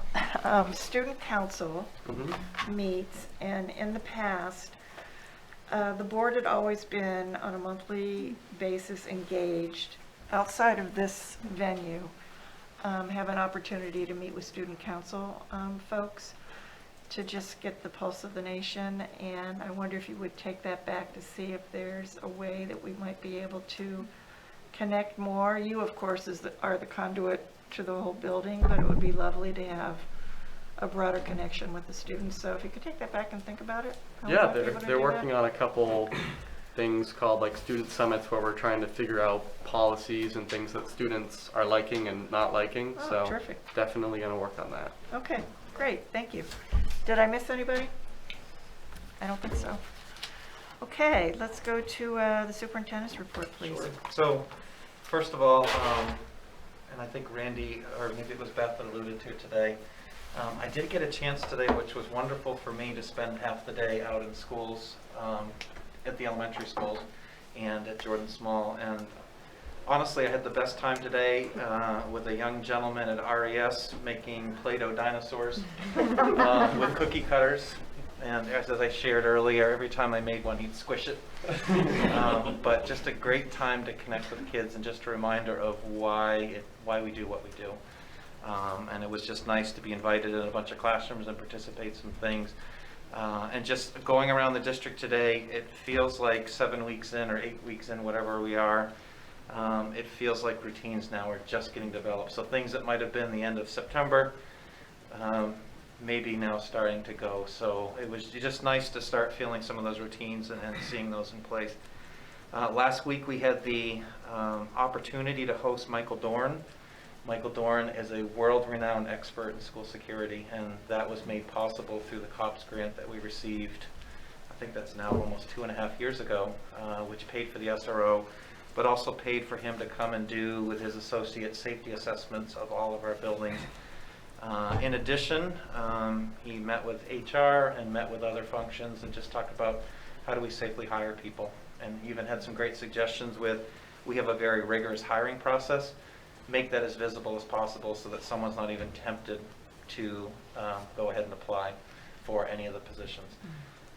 But just a great opportunity this week. One of his associates is going around the district with Christine and is working with building administrators, working with building teams, and just doing assessments.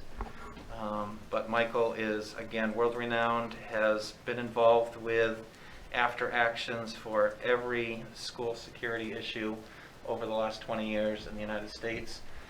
Interestingly enough, last year working with Frank Locker, Frank said, you need to watch this video on how to safely design schools. It was a Michael Dorn discussion on school architecture and how you can actually make a school look beautiful, not feel like a fortress, but still have it be very, very safe as you're going through the construction process. So it was definitely a treat to have him and to listen to him.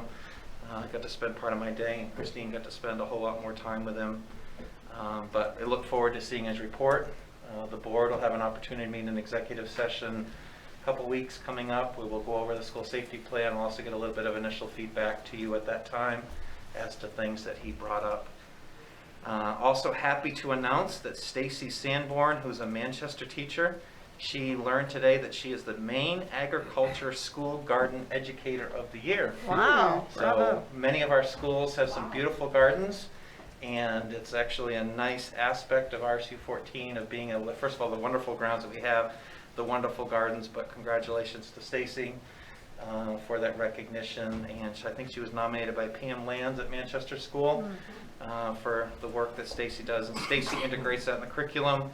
Yesterday they were cooking the carrot soup recipe, which I didn't get an invite to, by the way, but up at Manchester with the things that kids had grown and working through, and also Jordan Small with their amazing greenhouse.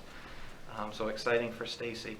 So speaking of Jordan Small, we obviously had the chance for Raymond board members and also some other board members to come and sit through some of the community forums, and also had an opportunity to come to the select board meeting. And the select board did vote on their, was that October 12th meeting, I want to say that it was, to support the idea of combining the two middle schools and looking at moving forward with that project.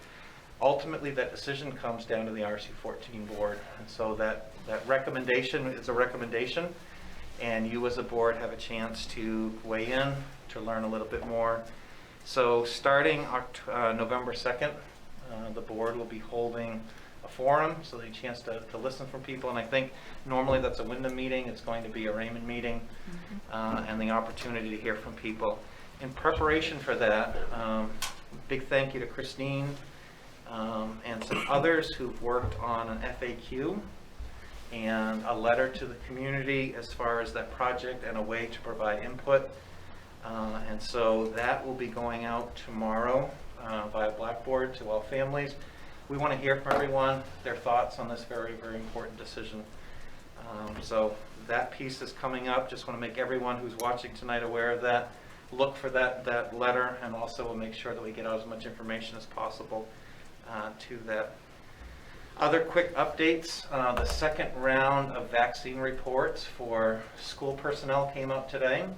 And we noticed that all of our numbers went up except for one, which is Raymond Elementary School, which their percentage went down, which people didn't become unvaccinated in the last 4 weeks. So we're going to take a look into that data. I just want to let people know we're aware. There's probably an issue with how they did the denominator at the state level. We'll clean it up next month when we do the next round. But less people, we did not hire less vaccinated individuals. So numbers that have stayed the same or gone up, all the other buildings went up. We will get behind that to determine what that is. Lastly, just some exciting Wyndham High School athletics are having a great fall. Where they are. And so coming up tomorrow night, volleyball's heading to Massabesic for a playoff game. Saturday, girls soccer is going to be hosting Massabesic at 10 o'clock in the stadium. Boys soccer will be hosting the winner of Westbrook Massabesic at 12:30 on Saturday. So I think actually they're running back-to-back, a doubleheader, girls first, then boys on Saturday at the stadium. So it'll be pretty loud there. Also sad to report that Wyndham High School football for Friday night, the game with Sanford has been canceled. Sanford has COVID issues and does not have enough players to field the team. That game will not be made up. Also learned this afternoon the Falmouth game will not be made up, that one that was canceled earlier for COVID. So Wyndham High School will finish officially 6-0, and we'll be heading to playoffs, and we'll be very highly seeded. So exciting things going on. It looks like we're going to have a number of teams that could go deep into the fall, which is for my days of the high school. That's an exciting thing for the school. It can be an exciting thing for the community. And lastly, AmFam tickets went on sale Monday morning at 8 o'clock. So if you've not gotten on to get your seats. 8:01. Yeah, I think I beat you. The thing clicked over. I got my normal seat, so I was happy about that. But You're going to be sitting behind me again. things have gone on sale, and it's just nice to have that return. Chelsea Williams, who, if I remember correctly, is a Wyndham High School alum, is the very special guest. So it'd be nice to have Chelsea back. And a lot of things going on. We're close to the end of first quarter, and I know we're going to head into an executive session here in a few minutes and talk about goals. Perfect. Thank you. Questions? For the middle school feedback and the FAQ, I know we're sending that out Blackboard to current families. Will we have that online because that will affect families that have kids that aren't even in our schools yet. So will we have that online, or is there a way that we can get that out to the greater community? Yeah, that's a great question. We can put it on our website. Also, I had reached out to Ed Pierce when he was doing the story on, and Ed Pierce is the editor now for the Eagle, which also becomes the Roadrunner, but goes to everybody. That he said he's more than happy to help us out with a follow-up story to make sure that we get that information out. Ultimately, the board needs to make a decision by, I think it's November 17th, whatever that, so that gives the architects enough time. Again, we're trying to meet a schedule to stay online for that June 23rd referendum. So trying to keep this project moving forward. Thank you. I mean, to that point too, we welcome emails as a board to all of us from the folks from the Raymond community sharing their thoughts about the consolidation. So if you're out there listening and have some thoughts, we would really love to hear from you. Yes, and could they please send it to the whole school board? Right, So right. people, because people are never sure, am I the only one that got this? Or, so we don't end up just forwarding it all to each other. So if they send it to SB. The public doesn't have access to that. Oh, sorry. Oh, well. Each one of us. Doesn't allow you to send it to us. Oh, it's plug only, us in. I'm sorry. I guess it's just. It's okay. Okay, thank you for that great information. Moving on to board roundtable, anything? Yes. Yes. In addition to all the exciting playoff games that Chris mentioned, there is another one. The field hockey team has a home playoff game tomorrow afternoon at 3:45 against Noble. So get out and support the home team there. And then also tomorrow night is the Spanish Honor Society induction. My daughter Savannah was selected. Unfortunately, she's got the volleyball game down in Massabesic as a conflict, so she won't be able to attend, but congratulations to her and all of the other inductees. Thank you. Kate? Yes, so on Friday, I had the absolute pleasure with Christine to visit the pre-K classes at RES. And I would, if you want to put a smile on your face, I would encourage you to do that. The kids, those little, my daughter's in 4th grade, and she always says how cute those little pre-K kids are. And I came home and I said, like, they were just so cute. They were amazing in the classroom. The teachers and the ed techs that were in there with them were absolutely amazing. You know, we got to see choice time, which was really cool because then we got to go around and kind of interact with the kids. And I shouldn't admit this publicly, and Christine was witness. I completely got all teary just seeing what we were doing to these little kids and helping build that foundation. So just thank you to the board for having pre-K put into place when we were voting on it and unsure if it was kind of the right move. I would say absolutely. Just seeing those little kids, little kiddos thrive. They're just so cute. Cute. Terrific. Jen. I got the opportunity to visit Wyndham Primary School last Friday morning. There was a lot of that going around, it looks like. Absolutely adorable, fun to chat with staff, wonderful to see students in the classroom, all kinds of activities going on. And I got read to, along with the rest of the class. And it was wonderful to see the kids so engaged with everything they were doing. Terrific. Marge. Because mental health is such a big thing right now. Christine, you want to give, because you did have the mental health summit? Sure. If you Yeah, give sorry, me a I was quick. I know you would typing. Yes, so the Mental Health Summit was a success. We have some takeaways, things we might do differently in the future should we have a similar event. But on Thursday, we had around 30 participants in the communities of Wyndham and Raymond. But the next day on Friday, we had over 300 participants because that coincided with our staff and service day. Feedback on the survey was largely positive, very grateful for the session offerings, the variety. The keynote presenters did a fabulous job. John Broderick, the former New Hampshire Supreme Court Justice, really set the stage for us thinking about our community collective response to meeting mental health needs. And then, the next day we had a comedian talk a bit about brain science, mental health, and sort of, again, our collective response, but resources, tapping people into the resources that we have available. So, No, a comedian is not his main job. There was somebody. Right. No, he was funny, you said we had a right? comedian. He wasn't a comedian on the side. He's a comedian, and he also, has a graduate degree as a neuropsychologist. And Okay. brain science. I heard Sorry, I've introduced him so many times now, I forgot that I left that out, but he also is a comedian, so he brings those two worlds together. So it was, thank you, Marge, for highlighting that, and really good feedback for Christine Hessler and I to unpack and think about our future professional development, and also thinking about the feedback we receive from community members as to next steps and how we can engage more people in these important conversations. So. Well, I actually had an opportunity. No, go ahead, please. I just wanted to let you know. Sorry. To attend the keynote for the event. That, first of all, let me thank Christine, because I know you worked incredibly hard putting that together. It was a stellar package that I just can't say how much time you spent on that. And the John Broderick, was that? Mm-hmm. I tell you what, I mean, I was weeping at the end of his speech.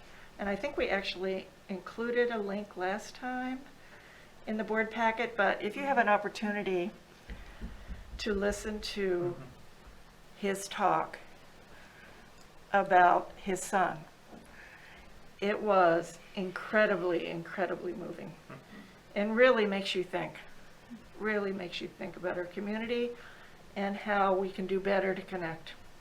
And then secondly, I also had the opportunity to sit in at the very beginning of Mr. Dorn with the security, and again, Christine and the crisis team put together just a presentation early on. And I was only there for an hour to hear him kind of kick off the whole thing. it was impressive to me because we had the chief of police and both of our SROs there, and Bob Hickey and Mike Duffy, and we had Danielle there and Randy. Who am I missing? You two were there. Bill Hansen. Bill Hansen was there. And I have to tell you, we are extremely lucky to have him in our I mean, I cannot tell you how lucky we are to have him assess our crisis plan. The stories that he told, as Chris had mentioned, that he had been involved and had intimate details of crises that had happened across the nation, just opened your eyes. So kudos to the district and the crisis team and all those involved. This is an effort that is extremely important, I know, to all of us, and I think it's top rate. So I look forward to the assessment. So thank you very much. Hey, and may I just follow up? Absolutely. John Broderick will be speaking with Wyndham Middle School students coming up in the near future. I don't have the date right now, and as well as Craig Hames in the Katahdin program, those fabulous. students. So he has spoken with over 90,000 students. He really has this passion, and there's a mission. You can see it and hear it when he speaks, this mission to destigmatize mental illness in our communities and work on this as a community. And but his favorite part is not speaking to adults necessarily, but to really have conversations with students. And that has reinforced his need to spread the word and do this work. So. Very powerful stuff, very powerful. So thank you again. Anyone else? Okay. Yeah, me. Yeah. Oh, sorry. Seriously. Sorry. Go on. I just wanted to share a very feel-good, proud moment that I experienced. We were at the volleyball game, I believe it was last week, and Rich Drummond was making the announcements and introducing the players. And there was something wrong with the PA system, and he had made the announcement that we would not be doing the national anthem because of a glitch with the PA system.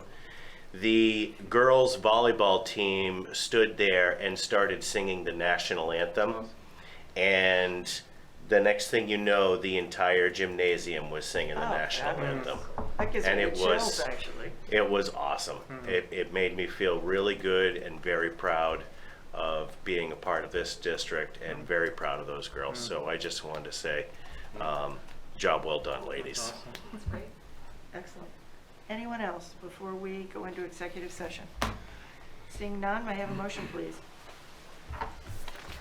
I move to enter into executive session to discuss the superintendent's evaluation pursuant to 1 MRSA subsection 4056A and not return to regular meeting. Second. All those in favor? Thank you and good night. Yep. We're